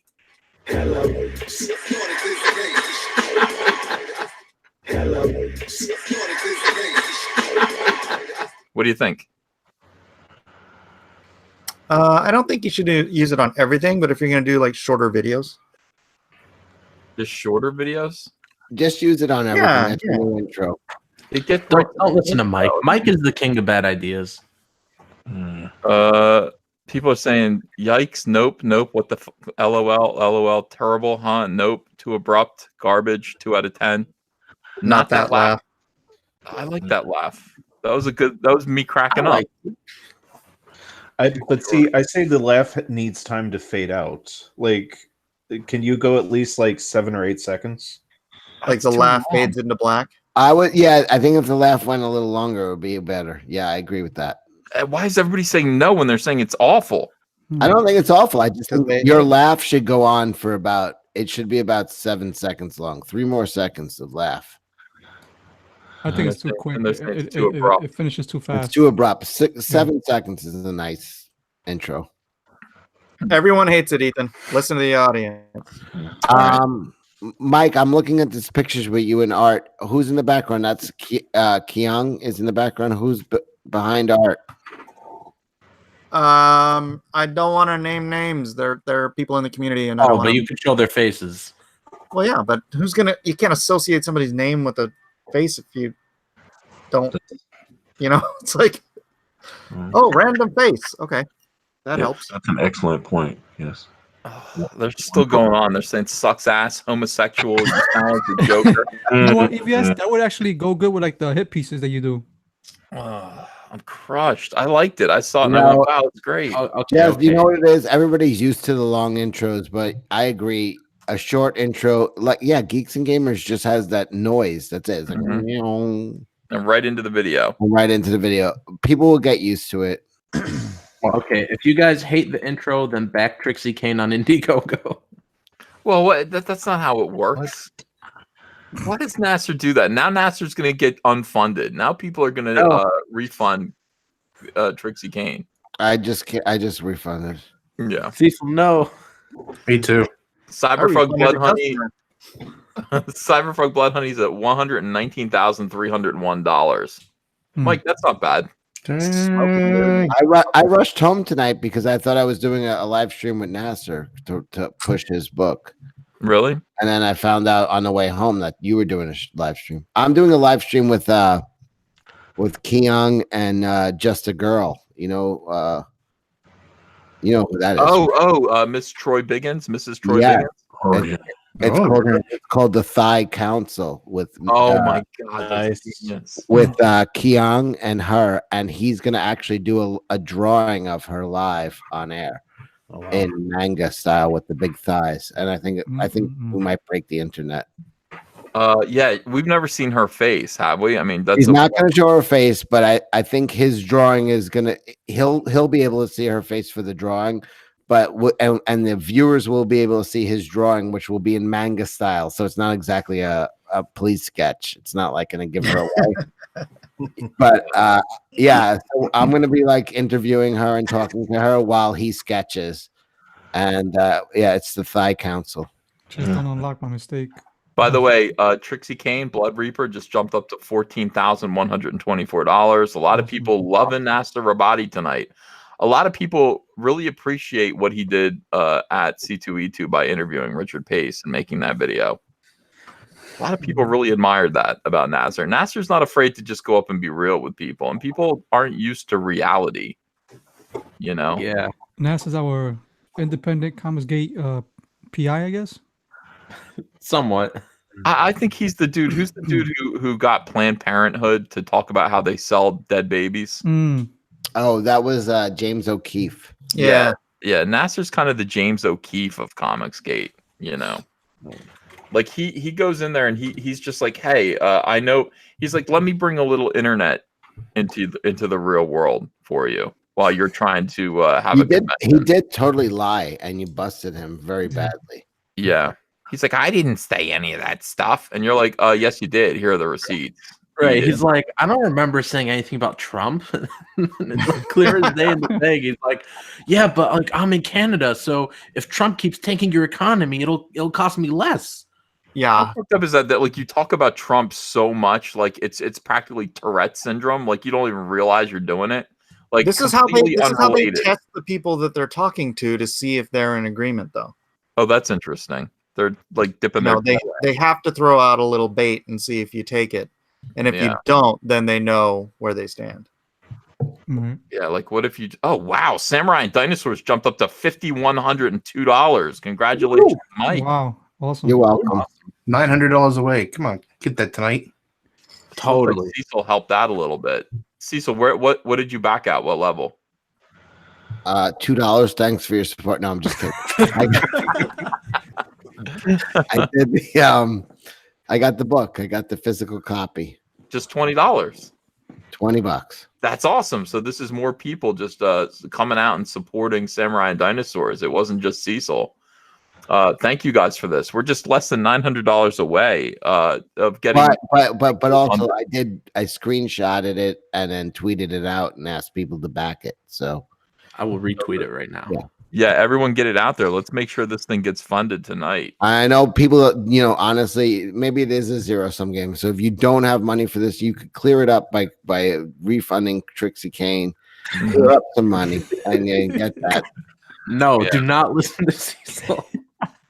Refund Trixie Kane. How much? So Trixie Kane can spare it. Like it'll still be at 13,000 if Exactly. you refund Trixie Kane enough to fund Samurai and Dinosaurs. Yeah, you just need $900 refunded from Trixie Kane. That's it. We No. spread it around. We need to make sure that the wealth is distributed evenly. If we could pull 900 from Trixie Kane tonight, then our work is done. Yeah, and like Ethan said, the wealth has to be distributed evenly because he's taking it all. That's right. Yeah. It's all going to me anyway. As you can see, Cyberfolk Blood Honey, 119,301. Thank you for the $1. Somebody donated $1 to me to perpetually keep it uneven. So I appreciate that. That's cool. Thank you very much for that. I'm at $1,491, 91% of my flexible goal. So awesome. it is flexible. Let's check out Mike. I haven't talked about the Meg lately. I've been too busy doing Billy Tucci stuff. Did you see what I did with Billy Tucci, Mike? You kicked mother flipping butt. Yeah, Billy That Tucci. was great, dude. That could've I never been seen like- Billy so happy in all my 20 odd years of knowing the guy. Mike, Yeah, I told him. Oh my god! Billy is one of my favorite guests on here. hey Mike, I may have to meet him for a drink out in Long Island because I just floated that out there on that stream and he was jumped on it. I thought it was gonna be like, Oh yeah. oh yeah, Oh yeah. I'd love to meet you. yeah. Okay, so I may wear my mask and we'll meet for drinks on the water. And Hey, I did I'll want to let mention that if people just refund $6,400 from Trixie Kane, I could get up to $60,000 tonight. that's a good point. That is a good point. All right, hold on. Let me put Mike's in there too. The Meg. By the way, I was supporting the Meg on my live streams. I was talking up the Meg while Mike wouldn't even come on my show. Mike still was not thankful. No, Mike isn't thankful at all. Mike's like, you should be talking about it more. He's like, why aren't you talking about it 24/7? Yeah, why are you promoting your own book, Ethan, when you could be promoting mine? Have you no shame? but he did, Mike. He sent Mike you is links the to greatest invites, and you person I never showed know. up, Mike. You never showed up. You never showed up. And I'm trying to promote Team G as my But you know, honestly, if you're starting streams at 4 o'clock in the morning, my time, it's very difficult for me to actually get on them. That's not true. That's when you are the one who. I mean, that's when you are. You're always like open at like 4 in the morning, my time. You're awake at all hours, man. Yeah, look, there's a kid behind you right now, and it's like what? Midnight, right? It's 11 at night. He lets his kids stay up. Yeah, Mike's got like a free-range children farm going on. He No really matter does. no matter what time of the night he's streaming, and he's on sometimes at like 2 in the morning. There's always 2 or 3 kids running around behind him. I swear to God, Mike. It's craziness. All right, so Mike, let's just look at Mike's thing right now. And see where he's at. I do a lot for Mike. I don't get a lot in return, but You know what? You never even mention it, and that's to your detriment. I think you should promote the fact that you do that once in a while. I will let people know. The Meg 6-Gun Samurai deal with the devil. I prefer that you actually back 6-Gun Samurai or deal with the devil than the Meg, because more of that money goes straight into Mike's pocket. Mike does not have to pay off corrupt, double dealing, scumbags. No, that's over. That's over. There's no scumbags left. Not that I would call them scumbags, but none of them. Mike thinks they're scumbags. They're all gone. That's Yeah. not what I said. That is what I said. That's not what I meant. Right. Hey, Ethan, I got a question about the Meg. Yes.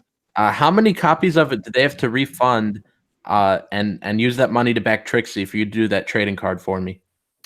I'm 0. If anyone refunds the Meg, I will refuse to do anything for Nasser Rabadi. Mike S. Miller has done so much for Comicsgate. Mike S. Miller is a shining star. Mike S. Miller, here's the thing that Nasser doesn't appreciate about Mike. Everything. Mike is doing live streams all the time. Mike has like 3 different live streams that he does per day, all with various topics. I went into one of them. I went into one of Mike's cross examinations, which is just Bible study, and it was well attended. I mean, 200-300 people show up to hear Mike talk about the scriptures, talk about his faith, and it was nice to see. You know, it was nice to listen to while I was drawing. I asked Mike to look up a few scriptures about penis and balls. And Oh, stop it! I did, and he did read them. There was one that said, if you have a penis with crushed balls, you will not enter heaven. And Mike I'm read going to hell. Yeah, it's a don't. You know, Who crushed your balls, Master? Who crushed You know your what balls? that is? That's Deuteronomy 23:1. Actually, Ethan, I know that verse. Yes, of course. It's no one. It's no one whose testicles are crushed or whose male organ is cut off shall enter the assembly of the Lord. Yeah, the congregation of the Lord. Yeah, 23:1 Deuteronomy. Yeah, Why I do got you one have for you, that particular EVS. scripture memorized, Cecil? I have things memorized. Yeah. EVS, I got one for you. This is from 1 Samuel 18-27. Mhm. It's talking about King David, right? He and his men went out and killed 200 Philistines. Then David fulfilled the king's requirement by presenting all the foreskins to him. Yeah. People used to like to collect foreskins. You know, I don't know why. Honestly, it just seems like more trouble than it's worth. You just hack off their heads or their scalps. But these people would very carefully, give the corpses a breath. I don't understand any of that. Just take an eyelid. It's the same thing. Yeah, like none of it's disgusting. And Mike thinks it's funny. Mike, did you know that in the Middle Ages, people would have like these churches in Europe? They'd be like, come to my church because we have the finger bone of John the Baptist. Yeah. Right. And then somebody goes, oh, yeah, well, we have the finger bone of Jesus Christ. And somebody went, you're a liar because Jesus was resurrected. He still has his finger bone. Yeah, he ascended. He ascended into heaven. That's right. So what they did, Mike, and this is true, okay? Somebody said, oh, yeah, well, what's this? It's the foreskin of Jesus. Oh. And somebody went, oh, there's a piece of Jesus that would have been left behind. Right or wrong? Right. Okay. But probably not actually his. How do you know? Just a thought, you know. Well, that's a matter of faith, but I'm just saying that, like, somebody said, I have the finger bone of Jesus. Wrong, you're a liar. That wouldn't exist. And then somebody else said, no, but I have the foreskin of Jesus. And what are you going to say? I've got the clippings from his first haircut. This reminds me of my take on Wolverine, which means no matter how many times he's circumcised, he'll always grow back. Yeah, that's right. Yeah. So that is that's a true fact. You can actually look that up, Mike. And I'm imagining Wolverine wouldn't have been circumcised more than once, though. What's up with the Shroud of Turin, Mike? Yeah, Mike. I believe the Shroud of Turin is authentic. Mike, if I manufactured Shroud of Turin beach towels, would you want to buy one? Would you want to go in on it with me or no? That'd be very long. Well, for two people. Shroud of Turin for two people. It'd be a whole crowd of people. It's a very, very big shroud, yeah. It would be a beach towel and a blanket. Yeah. Keep your whole family off the sand. Exactly. I don't understand why Mike doesn't want to do anything that I want to do. But what I do want to say is that Mike is at $57,675. Mike sold another couple of books while he was talking about the Shroud of Turin. 75. I'm sorry, 75. 53. Are you drunk? 53. 50. What did I say? 53,675. I'm bad at saying numbers, but I can't be that bad. 53,675 as Mike inches towards $54,000, a number that he richly deserves. If you guys have not backed any of these books, make sure that you do. Let's check in on Samurai and Dinosaurs, which is the winner of the night. People want Samurai and Dinosaurs to win right now, Mike. Yeah. Let's get it funded tonight, everybody. $5,168. It just sold another few copies. Yeah, that's amazing. That's amazing. Thank you, everyone. What do you think, Mike Murphy? I think about the beach towel or the foreskin or what? Yeah, Mike, Well, no, Mike Miller believes that samurais and dinosaurs existed at the same time. So what you're doing is not really groundbreaking. yeah. That is accurate. I gotta be honest. I was lost watching Donald do this Cecil Brutus piece. What's that? What are you talking about? Oof. He's drawing, and he's doing Cecil versus Brutus. Oh, Okay. that's terrible. Why would you do that to He's Cecil? disemboweling Cecil. If Cecil dies here, then how is he alive in book 2 when he's a pilot? Because he's trying to detoxify Cecil from alcohol. That's what There's it a is. lot of anger going on in Comicsgate. I think honestly, I believe my liver could survive that attack. I think your liver would eat the skin off of his knuckles. There's a lot of and Cecil's like, wait, what did I do? This is a lot of this going on in Comicsgate, where Cecil's like, I didn't know I did anything to this guy. Why am I being drawn disemboweled? And the guy's like, you know what you fucking did. And that's this is- horrible, Cecil. This It's is a- directly after Cecil walked up to him and said hello. Yeah. Hello. This is well, there's going to be a whole lot more people around him. This takes place during a brawl. He's going to be pulling Cecil's intestines out, and then he's going to use the intestines to choke someone else. Oh, That's sexy. Well, at least Lovely. there's a story behind it. he's like an American Indian. He uses every part. Well, of Nessa, it. I mean, you're a writer, right? You can figure out how Cecil survives in book 2.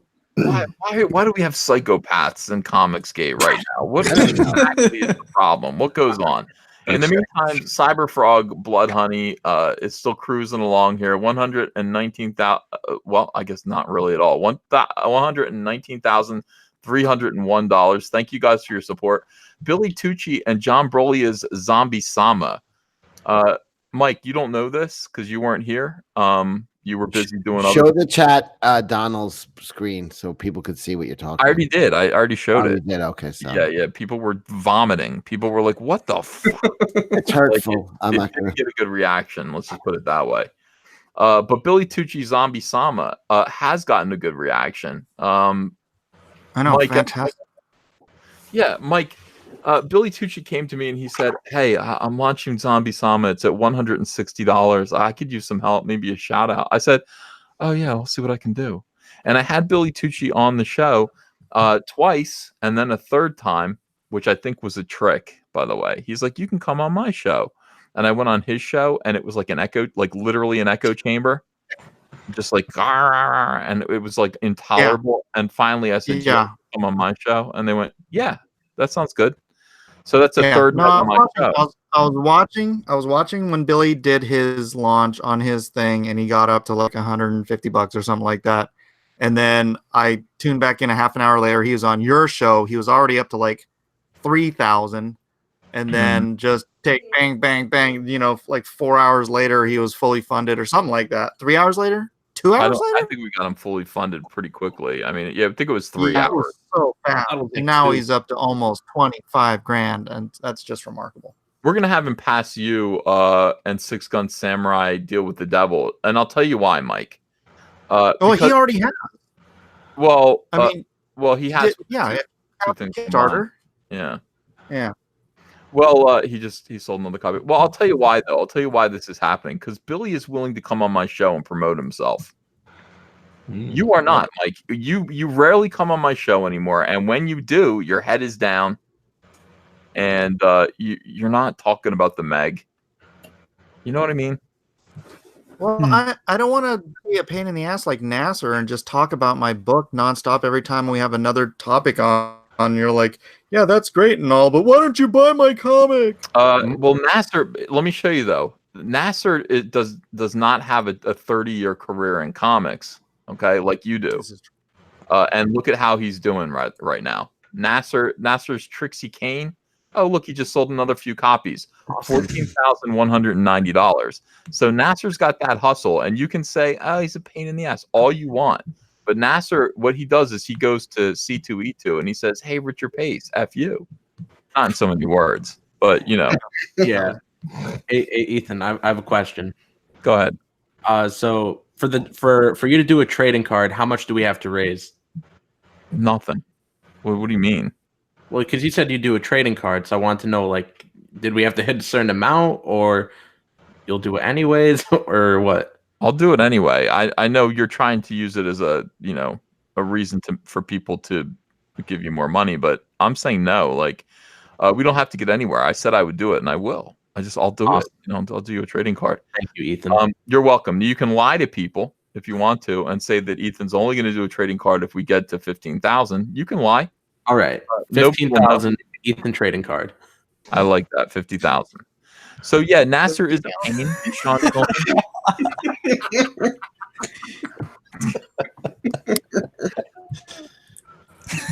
But look at him. Look at how he's doing. Look at how remarkable his success is. Nasser's success story.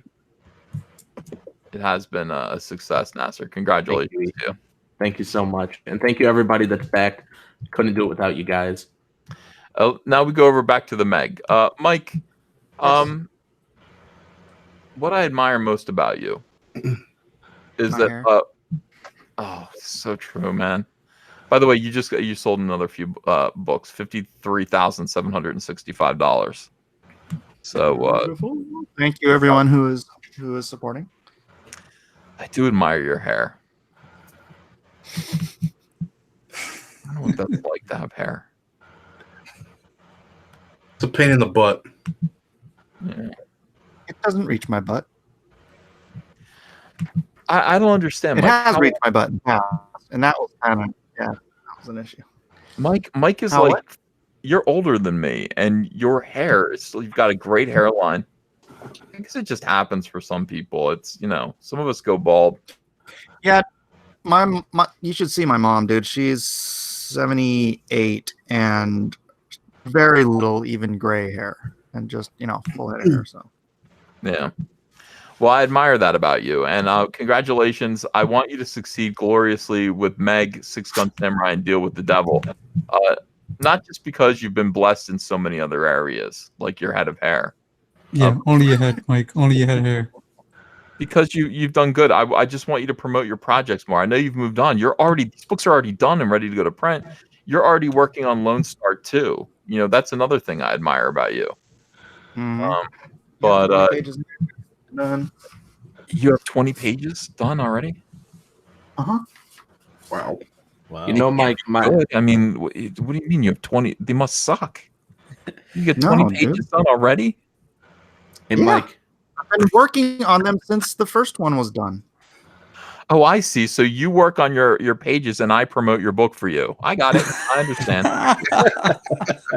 Hey, Mike. Wasn't that the arrangement? That was the arrangement, right? Yeah. Kelsey, what are you doing? What is Kelsey doing? Mike, I've been trying to ask you a question. You've been ignoring me. Take the hint. Oh. Sorry, no. Mike, my little brother. Yeah, that's better. And then he mute Nasser again. Why do you hate Nasser? Well, I was about to tell you something nice too. I was about to say my little brother read Lone Star. He loved it and wanted to know when the next one was out. But then you go ahead and mute me. Well, because it's funny. Didn't you say that you were going to stop joking on people? Didn't you say that? Yeah. No, I said I was going to stop insulting people. Just be nice, Mike. People are trying to love you, and you're not letting them love you. You know what I mean? I can't love Mike like this. Yeah. Hold on, I got to. Let's just forget about both of you for a minute. Let's go over to Samurai and Dinosaurs. Mike Murphy's not doing anything wrong. Mike Murphy hasn't said one bad thing tonight. Have you, Mike? I'm just trying to live clean here, man. I like all you guys. Good. Yeah, but Mike, it's okay. You can say things about Nasser. This is the best Mike in Comicsgate. Let's get him funded tonight, everybody. I like this Mike so much better. Mike S. Murphy. I think we're going to call him Mike. What's your middle name? Charles. Charles. Oh, shit. Stanley now. Yes. Charles in charge. Mike Stanley Murphy. Mike S. Murphy is our new guy now. Let me just show you the results of humility and stick-to-itiveness. All right, watch this number. Can you see it? 5168 right now. Let's refresh it. Let me just show you. Oh, look at that. 5289. Great. 5289. Mike S. Murphy is now only $711 away from complete and full funding. Let's Uh, do it. Beautiful. Yeah, it's amazing, man. My wife and I stepped out for dinner about 2 hours ago. We had about 11 or 1,800 left to go, and we're sitting here now, and we only got like 700. So thanks so much, man. No problem. Robert's Tragedy says humility goes a long way. So true, man. Everyone likes. Tonight has been a Cinderella story for Samurai and Dinosaurs and Mike S. Murphy. So many people have learned to love Mike S. Murphy while they've learned to loathe Mike S. Miller. I love Mike Murphy. Everyone. I'm so sorry. Billy Tucci and John Brolia Zombie Sama is again right now we're just a handful of bucks away from it did it. It crossed $25,000. Yeah, Oh. nice. I great. am getting a note from Billy Tucci pretty soon. Billy Tucci, $25,000 in 3 days. 3 days. He's got 13 days left to go. Boy, I would love to get him to six figures. I don't know if I can do it. Dude, that's 3 days too, and it's funny because all these people at like Marvel and Image, they don't see that in a year. Hmm. I don't know if that's true, but that's pretty funny to say. Can we get Billy Tucci to 100,000? Let's do it. Yes. It's possible. I want Billy to be hugely successful with this. Hugely. Why? On Zombie Sama, love maybe not, but she will definitely be six figures. Yeah, if he gets If She there was not, dude, Ethan, you know what? he is the original one of us. You know what I mean? Yeah. No, you are. One of us. One of Like us. you came before him. Oh God! Wrong or right? I don't know. Before this. By the way, let me just point out that people in the know. chat are now calling Mike Murphy because he's Mike S. Murphy. It's become Mike Smurfy. So Mike Murphy. Chelsea finally caught the roach. You have now been memed, and that means you have been taken into the hearts of Comicsgate. Mike Smurfy. I feel so welcomed. Yeah. So embrace that. People should know what you look like so that they can actually meme you as a Smurf, paint you blue. Yeah, just pigment me blue. Yeah. No, there's pictures of me all over the place. I'll post something eventually. What a charming thing to say. Let's see if it got him any instant results. He's a 52.89. Oh, look, 54.74. Boom. Nice. What a charming gentleman. That's What an the power amazing of Smurfy. Why can't Mike be like him? Smurfy. Power of Smurfy. Why can't people be more like Smurfy? I don't know. Mm-hmm. Mike Smurfy, which Smurf would you be? Would you be one of them, or would you be an original Smurf of your own design? And what would it be? Oh man, I barely remember. Like, I think I've seen like 4 episodes of the. Okay, he's Papa Smurfs. Like, Smurf. what are my choices? Well, there's Papa Smurf. By the way, the Smurfs. By the way, you might not know. You can be. Can he be Cocky Smurf and his his jokey main Smurf. Cocky Smurf. yeah, Cocky Smurf, and then his main stuff is he's really big under his pants. Oh, cocky Smurf, and he's Yeah. got a big penis. No, wait, whoa. Whoa. Okay. Oh, sorry. I Are your mean- kids in here? I don't know what's going on. Cocky Listen, Smurf. Yeah, no, let's not do that. Let's find Samurai Smurf is good. Something like Samurai that. Smurf, Sure, that's pretty sure, cool. sure. Yeah. Ooh, that's Alright. what you need. You need a Samurai Smurf riding a dinosaur. Oh my god, that sounds amazing. Soyberfrog 2 points out that Smurfs, again, is a cartoon about communism. Smurf stands for socialist men under a red father. That red father is Papa Smurf. And it's no coincidence, Mike, that he looks like Marx, with his big beard. You know what I mean? Wait, are you talking to me or Mike? Because you're I'm gonna talking have to to you, start. Mike S. Miller. Mike S. Miller, not Smurfy. You. Okay. All right. Mike is now Mike I went can from see it. Mike Murphy to Mike S. Murphy to just Smurfy now. So we're just gonna call him Smurfy from now on. All right. He might not Perfect. like it, but he'll like it when he sees the results. Yeah. So Yeah, he really does have a solid Karl Marx beard, doesn't he? I never He thought does. about that. they're Hmm. all the same. And they all wear the same uniform. very communist. They're all asking Papa Smurf, "Are we there yet? Are we there yet? Are we there yet?" To Utopia. The answer is no. We're not there yet, but we'll get there eventually. So just think about it. Socialist men under a red father. Smurf's name? Was it Vanity Smurf? Yeah, and he was an a-hole, and he was The one that gay. always stared at himself in the mirror. Yeah, he was gay. He was like the gay Smurf. He was an a-hole. Not because he was gay. Who's the bad guy? Gargamel? Gargamel, yeah. Yeah. Gargamel. What a My name. daughter said they're all sort of You think they're all kind of gay? they're prison gay. They don't have another option until someone made Smurfette. Who made Smurfette? Gargamel. Gargamel made Smurfette because he's anti-gay. Do you think So Gargamel? he's like, we've got to gay all these Smurfs. I'm gonna make a girl Smurf. Hmm. She was the Gargamel. she was the sleeper agent. Do you think Gargamel was an anti-Semitic stereotype or what?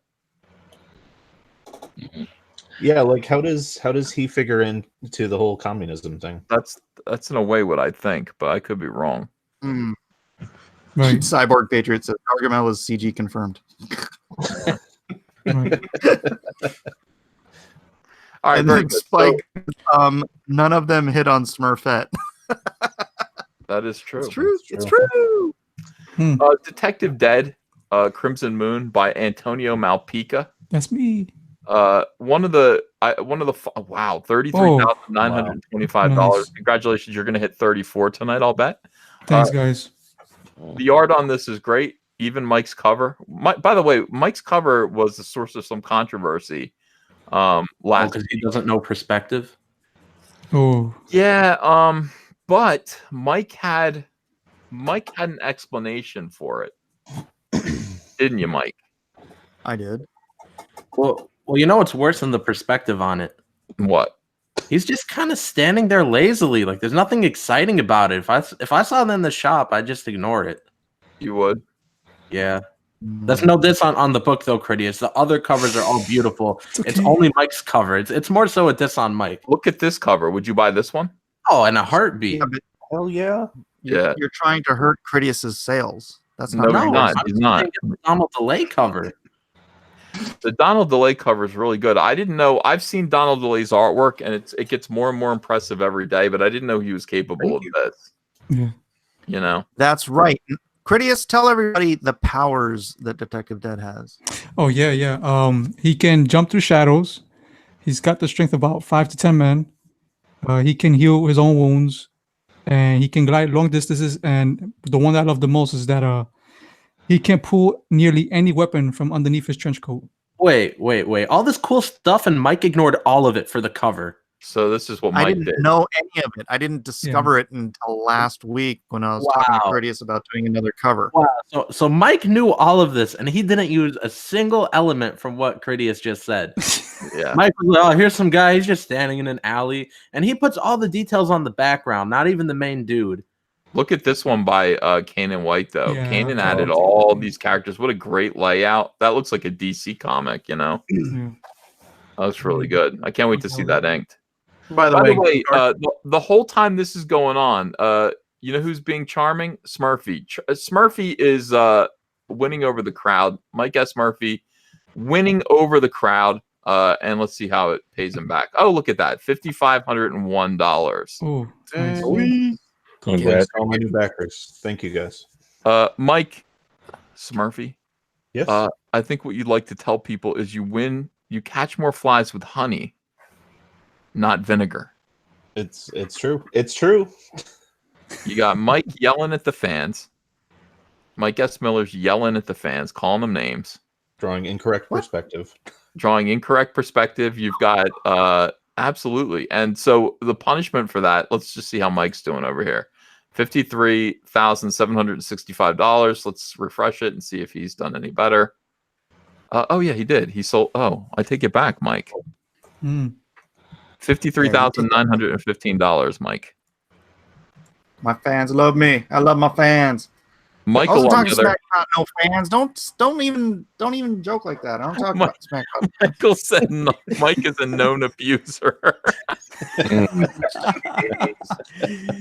I love the SJW language. Known, that's one of my. I got to make a list of all this, but Mike is a known abuser. Like he's known.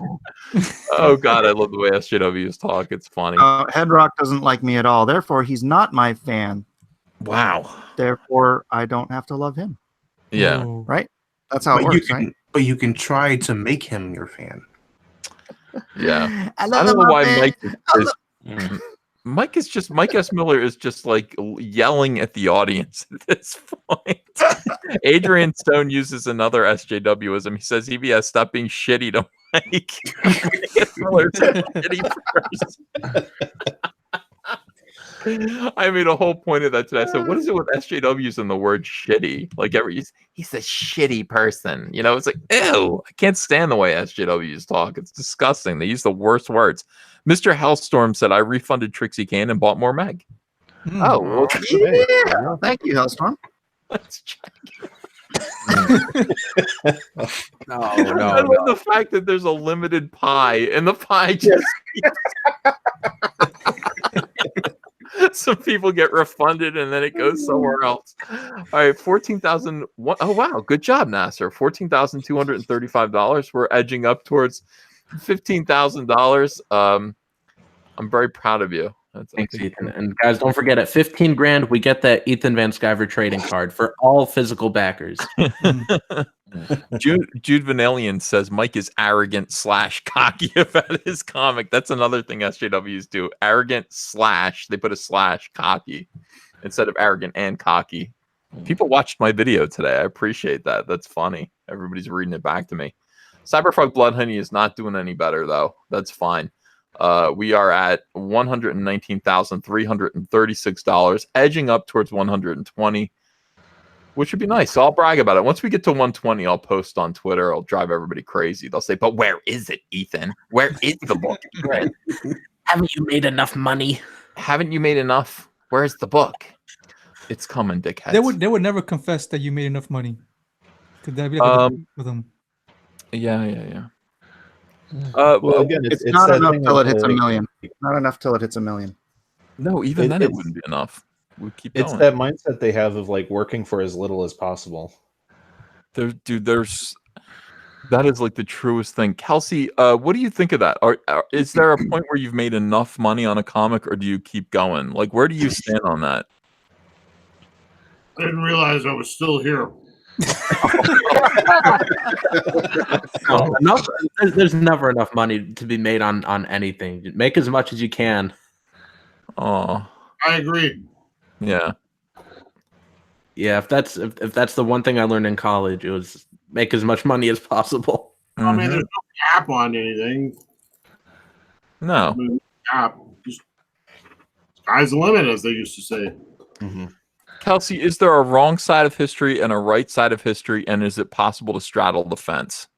There's just history, and you're going to be judged by it one way or another. Right. I hope so. It would suck to not be judged by history. Like, I really want to be one of history's greatest heroes or one of history's greatest monsters. Hmm. You know. Well, you're kind of on your way. You want to be like that.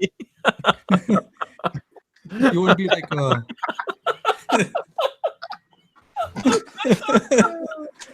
Kelsey's words are few, but they cut you to the quick. All right, let me check in on Samurai and Dinosaurs again. Now, Mike Smurfy has been, he's got a few. Everything he says is charming, and that's why he's at $5,740. Mike Smurfy always has the right thing to say, and that's why he's being so richly rewarded tonight. He is only $260 away. Mike actually says Mike doesn't say anything controversial. I mean, Smurfy doesn't say anything controversial. When he speaks, it's profound. When he speaks, it's wise. When he speaks, it's charming. And I think the audience is noticing that tonight. They are rewarding Smurfy and bringing him to his fixed goal, lickety split. Meanwhile, they're punishing Mike S. Miller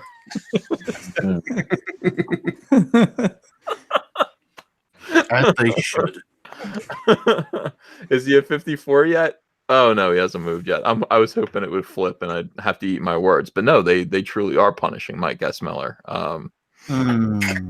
This is they consider it justice at this point. Detective. Sorry, this feels like old school Comicsgate. It's pretty funny. I like promoting multiple books at once. Detective Dead, $33,925. We are going to get to 35 or 34 tonight. I added some of the pictures, the color pages in the bottom. I thought to add them. Oh yeah. No, I was looking at the. Did Critias use his new pitch yet? Not yet. No. He's still writing it. Critias. Pitch your book. It's Narkish over here. That's nice. Ouch. You can tell that's old. Yeah. The pages look great, man. The pages look dynamite. Damn. Yeah, this one. I remember you showing this to me. Yeah, I love that when you page. first got it in. That's great. Really, really good. I want to do this to somebody. Pitch your book, Critias. Come on. You want to do this to somebody? Yeah, I would like to put a bag over someone's head and then beat them with a 2x4. Somebody I don't like. I should make that clear. That is what you do in the hood, because you sneak up behind them, you put a bag over their head so they can't see who's doing it, and then you beat them senseless. Mm-hmm. Take them to the woods somewhere. Yeah. Beat them What down. did the cops call it? A blanket party? Yeah. I've been there. Oh, good times. All right, so support Critias and Detective Dead. It's awesome. Let me read some super chats and get caught up on that for a second. I'm sorry, guys. Craig Martin says, keep up the great work, Ethan, from Australia. Midnight Images says, I like the outro idea. Throw an echo effect on it. Krista Joe says, you should add your intro speech into the new opener and include your Cyberfrog art, etc. when talking about your time as a comic book industry veteran. That's a good idea. Rock Crin says, love the show. You guys are awesome. Armchair Warlord says, check out my novel on Indiegogo, The Maiden's War. We will. Thunder Robot says, Power Rangers is SJW free. Don't tell him. Is it really? Is Power Rangers kind of SJW free? I don't. You have to ask Yellow Flash. He was keeping up with that. I haven't seen him do a review on them in a while. I don't think. Yeah, I think there was something that was happening with them, that they were going down the SJW route. Yeah. Ian House says, on behalf of Comicsgate, congratulations on $3,000 from new backers today. I think I'm responsible for sending 0.3% of them your way. Oh, for me? Oh, thank you. TK says Trixie Kane is backed. Or no, he backed it. Star Wars Radio says, Cecil, wipe the Vaseline off your camera lens. Cecil kind of goes to sleep after a little while. He'll wake up and yell at us, Matt Becker says, Cecil, you sound like Kathleen Turner. Socialists think that way. Cecil is right. Pamboy Lando Soy Child Dong Lover says, Hail Caesar, no Comicsgate without the human sunbeam and the people we have here tonight. Rainbow Brute Celibacy Challenge War Campaign. Thank you, Pamboy. Simon Sympathier. Wow, thank you for $50 Canadian. Hello, Ethan and everyone. Big fan. Been following you guys for a bit more than a year. I'm Comicsgate supporter and creator, and I got a very cool project called Blood Hunt. Now live on Indiegogo. This is the frog guy, huh? Yeah, that's the dude I was telling you about. Great artist, and it looks like a fantastic book. The book is already 80% completed. Please check it out. This guy did a frog book called Blood Hunt. I have to check it out now. Amazing. You know what, Nasser? He gave me $50. It probably does look amazing. Sorry, I like cheering. I like cheering for people when they, make their first Indiegogos. Well, I understand, but he did a frog book that sounds almost exactly like mine. Blood Hunt, and it's about frogs. You know what I'm saying? I get you. You're like, I can see the problem a little bit. I don't know. No, we support him, obviously. Chris Evans, not Captain America, thank God, says, hey, Uncle E, everyone should check out The Veil War by Durakin. Looks good and has a variant cover now. Also, check out Old Man issue 3 on Indiegogo.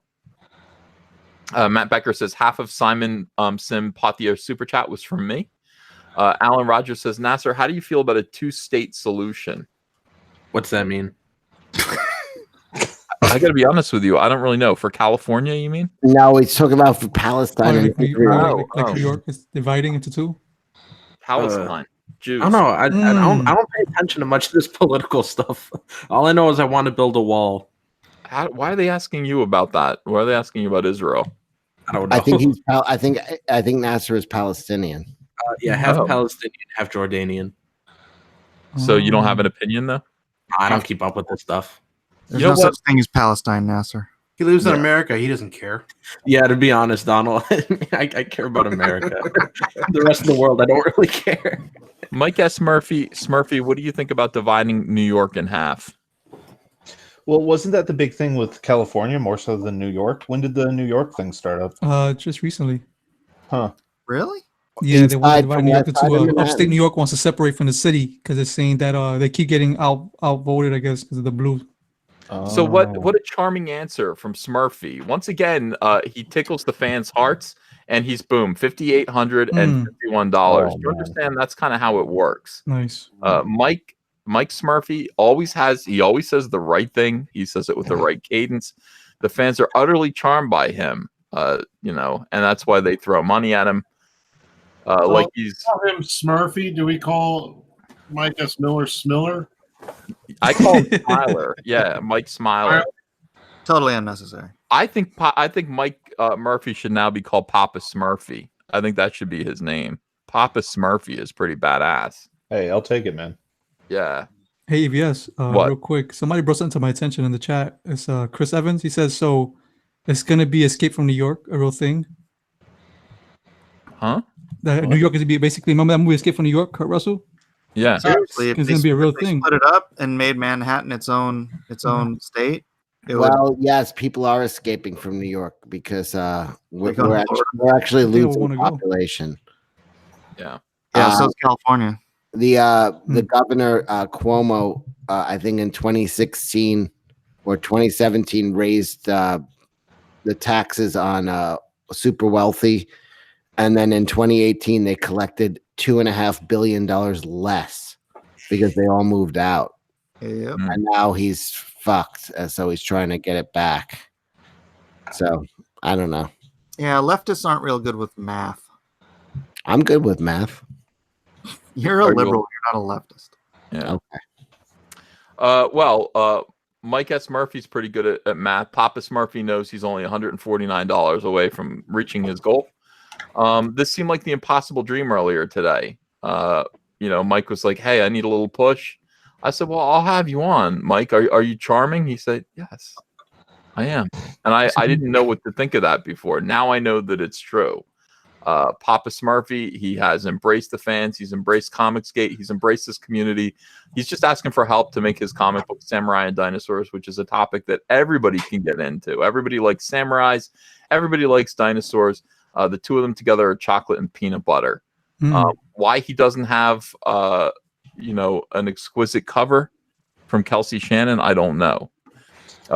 Kelsey Shannon, by the way, lately, Diversity in Comics has been going on and on about how if only he had Kelsey Shannon's cover for Iron Sights earlier, he would have made twice as much money. Yeah. It's true. It's an amazing cover. I agree. Yeah, I agree. By the way, Ethan, I don't know if you noticed, but Tug's here. Oh, he is. Hi, Umbrella Guy. How you doing? Hey there. I was just listening. I was trying to catch up, see what was going on. Oh, we're doing a telethon. We're doing an old school telethon, raising some money tonight. We're getting people funded. Which project? Jeez. I always wait for somebody. I'll wait a long time for somebody to answer me too. I will. Umbrella Guy, we're doing Trixie Kane. We're doing Samurai Dinosaurs. We're doing Detective Dead. We're doing Billy Tucci's Zombie Sama. Of course, we're doing Mike S. Miller's The Meg, Six Gun Samurai and Deal with the Devil. And last but not least, Cyberfrog Blood Honey.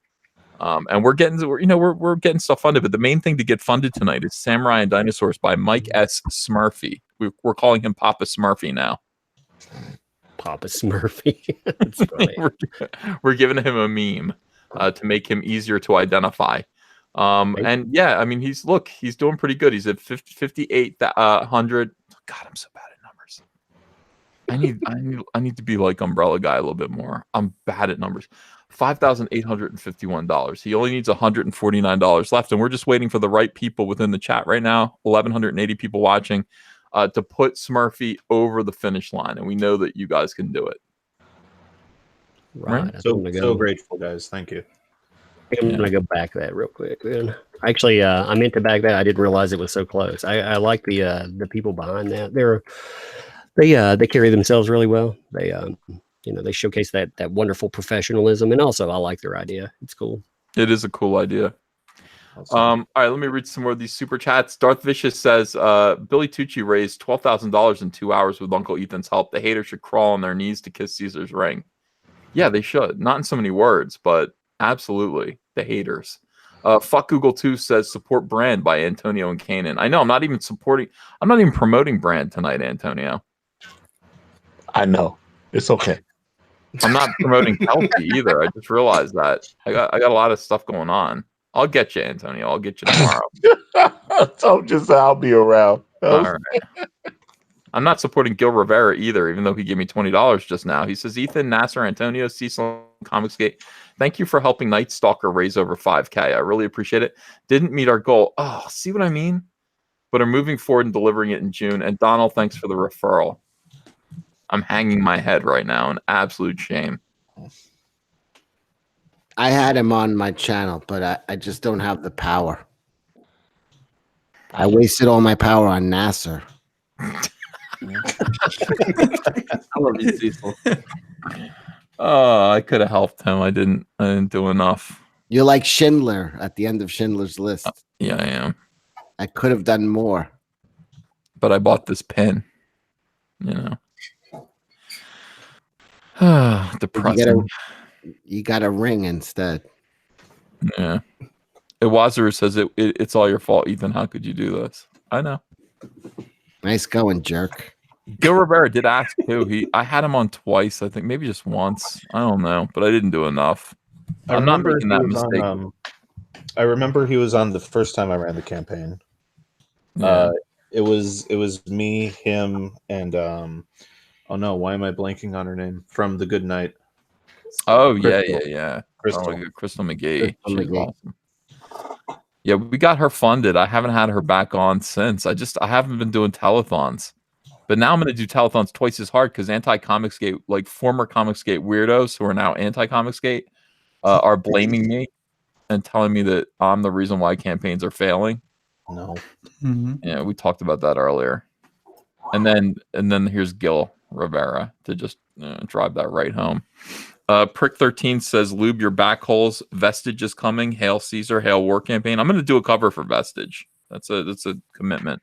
Diversity in Comics Bear says, "You make a great point. People with nothing to lose want you to be on the hook for their preferences, and you going down equals an SJW Christmas present." Gargoyle says, "Mark Hamill is the new voice of Chucky." I know. I was going to read that article, but I just figure, Was that true? Yep. Yeah. What? That's a good choice. Yeah, but why? I mean, he's the same age as Brad Dourif. Like, it's not like I figured maybe they would go with a younger guy because for the next 20 years. Because they He's want just Chucky going to to do sound the like the voice of the Joker. Joker, Yeah. That's all. Darkman McEdgeface says, "Cecil, who was born Jean-Baptiste Emmanuel Zorg. That should be your real name." Well, don't dox me. Yeah. SB says, "Free didn't stumble. She broke in like a rapist." What? I don't know what that means. It's a therapist. No, it says a rapist, and he put a star over the A. Not a therapist. Snowtep says, "Cecil, you and Bagel Goose cool, or is there unspoken beef? It's been a while since I've seen him on a stream with you, or maybe you're all just drifted apart." Oh, that's true. No, I don't see him on my streams anymore. He was my secret benefactor, but I think he's been wooed away by Nick Rakita. Oh, See wasn't him it? over there. He's He gone- was a real guy. He wasn't just an alternate idea of yours. No, he wasn't. I'm But, still sure he's Cecil. no, I've never had a fight with Bagel Goose. How could I? No. Yeah, Nick Ricada is doing that. He's doing Anime Gate. He's doing. Oh my god, he's rocking it out right now. It's awesome. It's so fun. And Anime Gate is full of idiots. I mean, those people who are the Vic Mignogna, anti-Vic Mignogna people, Kick Vic, I guess they're called. They're all scumbags. They're all duplicitous. They're all stupid, and he is having a great time over there. Great And time. you remember when you remember before the pros understood to at least empower other trolls and shut up? Yeah, they're at that point too. So they keep staying stupider and stupider stuff. It's just it's terrible that they're burning a guy's life down, but it's kind of awesome that they're so stupid. Yeah, I hope Vic. Listen, if we do a Cyberpunk cartoon, I'm gonna hire Vic. I'm gonna get him to do a voice, like maybe for the villain or something. I don't know what his voice sounds like. I know he doesn't sound like Cyberfrog. He couldn't. So I might get him to do something else. But man, that'd be so awesome to put him to work. It'd be like F you all, we win. I mean, he's a voice actor, Ethan. He should be able to do multiple voices, like Mel Blanc. Not necessarily. You know, Mel Blanc always sounded kind of the same. You know what I mean? He had like 10 voices, though. Mel Blanc had like 10 different characters. That's why they freaked out when he died. They had to hire like 15 people to replace it. Yeah, Mo Blanc was amazing. Yeah. He was awesome. Robin Chang says King Kong showed more emotion than Brie Larson. Racket Wolfstar says, thanks for backing Nerdrotic. Wouldn't you agree they'd have been better served going the alcoholic damaged Warbird version of Danvers, adding that amount of depth and vulnerability to the character?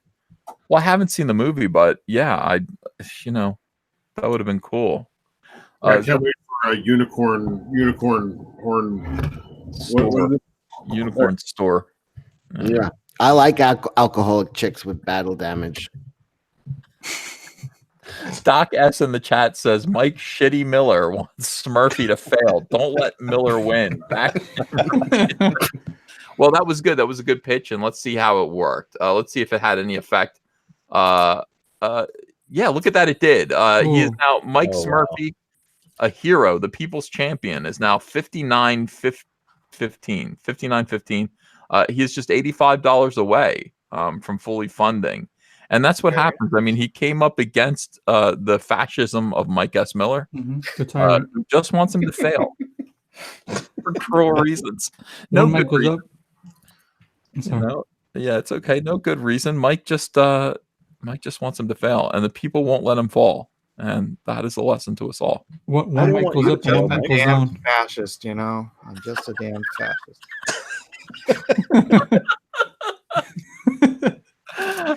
Oh my God, Mike, what do you think of this? Smurfy, what do you think? I don't want you to fail. Why do you want me to fail? Because there's only so much pie, and Ethan eats all of it. Oh, that's right. Oh my God. All right, fantastic. Well, let's see how Mike's doing. Right? See, Mike's at 53,915. I have not moved. You haven't moved? Have you checked? No. Yeah. Yeah. I do want to mention, though, for those who don't know, I did post up. If you go into the whatever summary or whatever, I did post up the first full chapter of each book, so you can download the PDFs and check them out and see if you like where it's going. If you do, then you can back those books.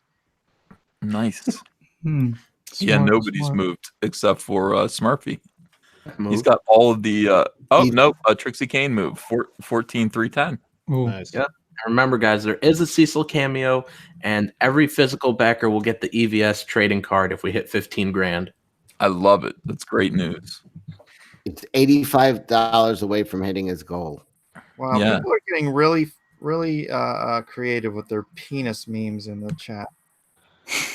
We want to promote creativity, wherever we can. All right, let me read some more of these. A lot of super chats. Thank you guys. I appreciate it. Zebulon Pike says customers vote with their wallets, with their money. The only control you have over my money is proving the product quality. Voltron's shaft would be a battering ram on and off the body. Yeah, that's a good idea. Thunder Robot says, just saw an article by BloodyDisgusting.com that says Mark Hamill is the new voice of Chucky in the reboot. Now I'm interested. Yeah, that's correct. Maybe I should do a video about it. Penny Wisdom 1983 says, everything you've done so far is perfect. Just stay the course. Jealous haters and evil vampires plant seeds of doubt in your head. Have no fear. Okay. I won't. I believe in doubling down. I do exactly what SJWs do right back at them. And I find that it works. You know what I mean? Because you're using SJW tactics. Well, yeah, but I don't believe what SJWs believe. But their tactics are like they're impressive. They actually work. We should kind of do what they do, but do it in the name of righteousness, right, Mike? Like deplatform hate. Yeah, deplatform their hate. You know, it's like double down. You don't have to always lie. Don't always lie, but always double down because what you're doing is right, presumably. So do it harder. Never lie. Never lie. Do you project? truth is We on don't. our side. We wouldn't project either because we'd be saying that they're good people if we were projecting. Mm-hmm. No, the truth is on our side, man. Yeah. But yeah, absolutely double down and go ahead and report them. Renfamous is still not back. She said she was going to be back. She's not. It's almost like she was suspended for something other than, the misgendering thing. Right. Yeah. Huh. Yannick, I'm sorry, go ahead. I just don't understand why Mike doesn't want Mike to succeed. He doesn't want Smurfy to succeed. I want all Mikes to succeed. I don't get it, Mike. So much, I said aggressiveness towards him. It's not fair. I believe in his book. I believe it's true. Samurais and Dinosaurs. I'm not convinced, Mike. You're not selling me on that. You believe in his book. I'm Well, I probably the only one here who believes that samurais and dinosaurs were around at the same time. That is true, but that it doesn't necessarily mean you want Smurfy to succeed. Mm-hmm. And Smurf. I want everyone to succeed. I don't want Mike. Except NASA. I'm glad you've changed your mind about that. By the way, look at this. Smurfy's reaction to all of this abuse has been perfect. He's at $59.72. He's only $28 away now from being. That's like two backers. Yeah. Thank you, Awesome. backers. Thank you. Everyone's in love with Smurfy right now. Everyone loves him. All right, let's keep looking here. Batman Who Laughs, thank you for $1. Thank you, Snowball, for 99 cents. Yanni Hill says Chuck Tingle's newest book in Amazon is not pounded at the last second because consent can be given and revoked at any moment, and this is a wonderful thing that's important to understand. Yeah, we saw that one. Patient Zero says, let's see fight in one of your comic books where someone gets knocked through a house into the basement and I see a man with frogs everywhere eating pie. No, that don't do that in my house. I mean, Yanni Hill says Antonio's flesh probably has beautiful marbling. What do you think of that, Antonio? I'm not eating you. Nice. No eating me. No. No. Dark Admiral March Hare says I just backed Samurai and Dinosaurs. That's good. Thank you. Sombra says Chuck Tingle is an SJW. He did a Kickstarter with Zoe Quinn of Gamergate Infamy, and she took $75,000. They haven't finished 2 years later. That's horrible. Liam Gray says, I know one way Cecil could stay fat post-Wasp. He could eat the honey. Arcturus 77 says, anyone going to have a booth at Star Wars Celebration? Well, I'm not. I'm just going to go as a fan. I don't even know if you can have a booth. I don't know what the con's like. It's my first year there. Sun Wuku says, hi, Uncle E. Just back the $30 tier for Samurai and Dinosaurs. I'll back Detective Dead and Trixie Kane when payday comes. Thanks. I appreciate that. So That's much. awesome. Zebulon Pike says, get Trixie to 30K for Kyle Ritter's colors on the mailing cover. Oh, totally. I was talking to Kyle and he was saying what you guys were saying about having a bunch of reds on it. That's actually what he suggested a few weeks ago. No. Snarkticon DM says, hire Fabio to do an opening for you. That'd be nice. Cyborg Patriot says, beat up front, hello at the end, laugh in the middle. All right. Snarkticon DM says, that opening, so much suckage in so little time. Oh, it's awful. Snarkticon DM says, hey, Mike, and then draws a picture of a zucchini that is ejaculating. Ian Howe says, I've backed the books of everyone on the panel except for Nasser. I was going to buy Trixie Kane, but I spent my last $15 on this super chat. Thanks, Ian. Appreciate that. Comicsgate is mean. It's just mean. Or maybe it's just me, but I think it's funny. Snarkticon DM says Mike's 20 pages are done with child labor. Mike, is that true? Mike, it is. I saw them packing it. That is kind of true. My daughter says yes, but she's lying. You know. Gimp Rider 66 says I hadn't bought a comic since the 70s. Then I found you guys. Have to modify my budget now. Thank you, Gimp Rider. It's like the Temple of Doom over in Mike's house. Kind of is. Falling into Destiny says, Ethan, because of you, Fabio After Dark is $100 on Amazon. Yeah. A lot of people want to buy that CD, because of me. I think you can download it. I think it's on iTunes because I have the digital version too. I guess it's on iTunes. I hope so. Hero Go Home says, if you have time, see my new video on Hero Go Home Presents about the X-Men being created as stand-ins for persecuted groups. Spoilers, they weren't. I know that. A lot of things are kind of said about the X-Men and a lot of Marvel comics with the passing of time. I mean, Stan Lee was not sitting around going, I want to do a comic book about the civil rights movement. He wasn't. That's not what I mean, it'd be nice if he was, but that's not where the X-Men came from. It's what he says now about the X-Men because other people put that in his head. But Ethan, he's not saying anything now. Oh, that's correct. No, that's not true. He has a Twitter account that's very active. That is Right. true. He said, "Please go see Captain Marvel." Yeah. John Kinney says, too often nowadays we're being judged by her story. Yeah, that's true. Artura77 says, Mike S. Murphy, a.k.a. Capitalist Smurf. Yes! Capitalist Smurf. Mike, are you a Republican? I lean more towards the center, but I am all about money. That's a no. You're a Lean capital. towards the center. You're he's a either in the communist. center or you lean left or you lean right. Yeah. I lean towards the right. Mike, Shut up. both ways. You're the center. You're standing straight up. Capitalist Smurf. Simon Sim Potier says Blood Hunt has nothing to do with frogs. The $50 was entirely from me. Are you lying to me, Nasser? You lied about the frogs? I just messaged him. We had a mix up about something. It wasn't the Damn frog it. book. You got me yelling at Simon Sim Potier. Smurfy's funded. Smurfy's funded. Oh, wait. Sorry, we had a mix up. It's not about frogs. All right, let's just have this moment together. Today we had Mike Murphy. Well, let me just go back a little bit. Mike Murphy wrote to me today and said, "Can I come on the show? I just need a push. We've only got a few hours left to fund Samurai and Dinosaurs." And I said, "Yes." And Edwin said, "Mike Murphy's a good guy." Edwin said, "Mike Murphy is the kind of guy that we want to see succeed in Comicsgate." I said, "He is?" And he said, "Yeah." I said, "Okay, so let's get Mike Murphy on." Now, he was way behind before he came on to talk to Comicsgaters tonight on my show, Comic Artist Pro Secrets. But now, as of right now, let's refresh this. Fully funded. Fully funded Smurfy. $6,105. This is a big deal. Congratulations. Awesome. Thank you, Congrats. Comicsgate.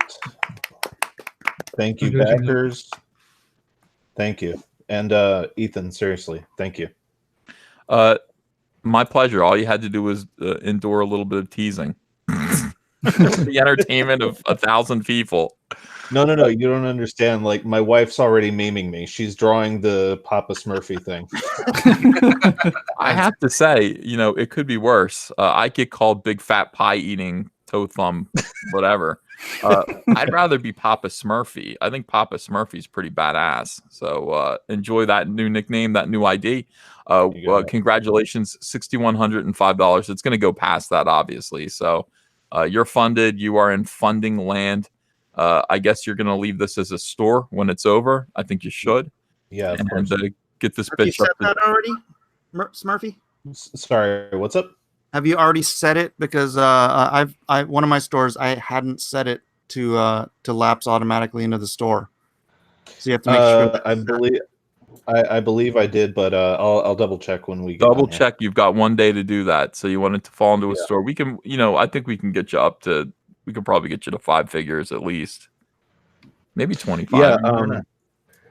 Yeah. So like what now that we've hit funding, the big thing I want to push towards is if we can make it to 12,000 over like the next month or so. I've got a great gallery plan for the book that we want to include in it. Okay, but make sure that you don't do too much. A lot of people go, I'm going to offer you this and this. Don't do it.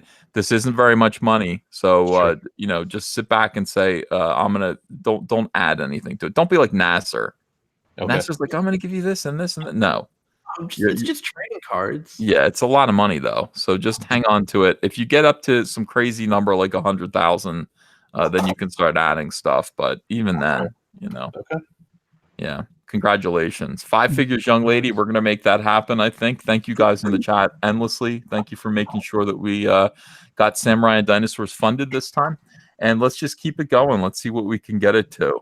In the meantime, Trixie Kane, Blood Reaper. Let's double check this. It was at 310. It's now at 340. Thank you for pushing that a little bit more. Wait, I'm upset at Nasser EVS. I'm just infuriated with him right now. Why? Because he's calling Blood Hunt a frog book. And, I know. You know, how can you do that to the poor guy? He was trying to pick a fight, and at the expense of a young creator. And I have to admit, like, I was like, "What's a frog book?" And it's called Blood Hunt. I'm like, that's a little bit, you know. Yeah. And then it turns out the guy's like, "No, it has nothing to do with frogs. Nasser's a liar." Yeah. And I had saw his book, but I thought he had told me before that there was also frogs in it. So I think I got that part mixed up with somebody else's book. Yeah, Oddity is about a frog man, but it doesn't look like Cyber Frog. Okay. He tributed my original piece, like with one of his pieces, but it's not really. It's not the same, so it's fine. All right, so Trixie Kane, Blood Reaper. Let's refresh this. Oh, we did refresh it. Okay, so it's a 340. That's good. Cyber Frog, Blood Honey team up cover has stayed the same. Let's see, Detective Dead.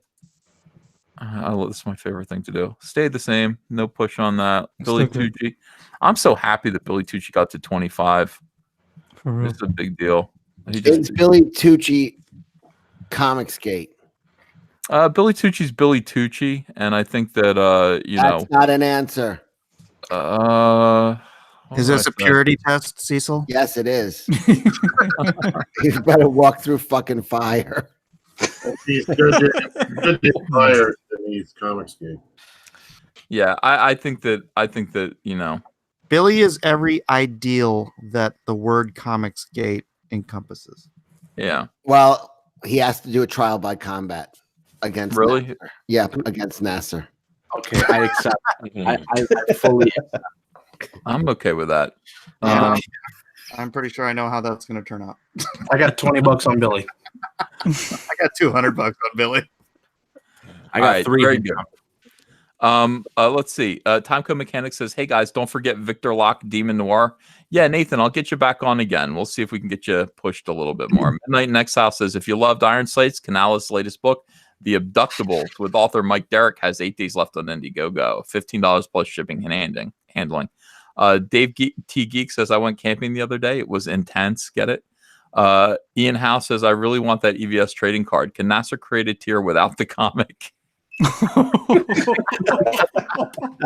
that a joke? Or, wow. If that's for real, I mean, we could do like a $5 thing. Yeah, Nasser will do that. Professor Geek says, "Back Samurai and Dinosaurs. Great to see Mike on." Yeah, I agree. It's nice to have Mike here. Oh, you know, it's nice to see thanks so him much, Professor Geek. All right, people are calling me the gatekeeper in the chat. Yeah, I mean the thing about Billy Tucci is I think he has made himself clear many times over when he's appeared on this show. But you know, his Billy Tucci's what he says speaks for itself. I'm going to meet him for drinks on Long Island. I'll get the real scoop on him. Yeah, I think you'll enjoy it. Cyborg Patriot bets $100,000 on Billy. Wow, that's a good bet. I mean, that's easy money. I think. Nasser Abadi is now advertising the Ethan trading card. Yeah, you know, it doesn't really exist yet, but you know, I guess you can do that. It'd will. be fun. Yeah, it'd be fun to do. I have no problem you advertising it. That's going to be a fun drawing to do. Kelsey, what are you up to? Sorry, what was that? I'm talking to Kelsey. I want to know what he's up to. John Malin in the chat said, "Grab an orb, Billy." Yeah. No, if Malin wants to get on, I kind of want to go to sleep. I'm gonna bounce out to let Malin on. Oh, good. Malin's here. Okay. Yeah, I'm gonna bounce out. I love you all. I'll be listening, but I'm gonna bounce out. Yeah, we'll see you. Bye all. I'm actually gonna leave too since it's 3 a.m. Yeah, it's 2 here. I gotta see a movie in the morning. All right, maybe I should go. Maybe we should wrap it up. I just wanted to look at Kelsey. He makes me happy. It makes me happy. Kelsey's room, like he's got a shirt hanging up. He's got some weird piece of art on the wall. I can see his deodorant. He uses Old Spice deodorant. There it is right there. It's turned around, but that's Old Spice deodorant. And he's He's using got one of those nasty curly Q light bulbs that if you break it, like it poisons you with the mercury. he's got one Al Gore bulb in his ceiling fan without a fan. It like doesn't have a fan. But I got a Magnola poster. Oh, that's a Mike Mignola poster. Yeah, Wolverine and Cable. Oh, that's nice. That's Sean's guy. Sure. It's just I just want to know what happened to the fan blades. yeah. What did happen to the fan blades? I took them off to clean them, and I lost one nut. That ruined the whole deal. Right there, Kelsey lost a nut. The chat's going crazy. Everyone loves Kelsey so much. They're like, "Oh my god, I love Kelsey. I love Kelsey. Kelsey's an open book." Absolutely true. Is that a camera up there next to the Old Spice? What is that? It looks like the little black box thing. It looks like a camcorder or something. That's the coffee cup. That's Oh, a probably coffee cup. I see it now. Yeah. Okay. for a while. Yeah. This is a thing of chocolates that have no more chocolate in them. I never would have guessed. It's empty. It's when sugar is literally love, and he ate it all. He ate all the love. That's wonderful. This is a gun cleaning kit.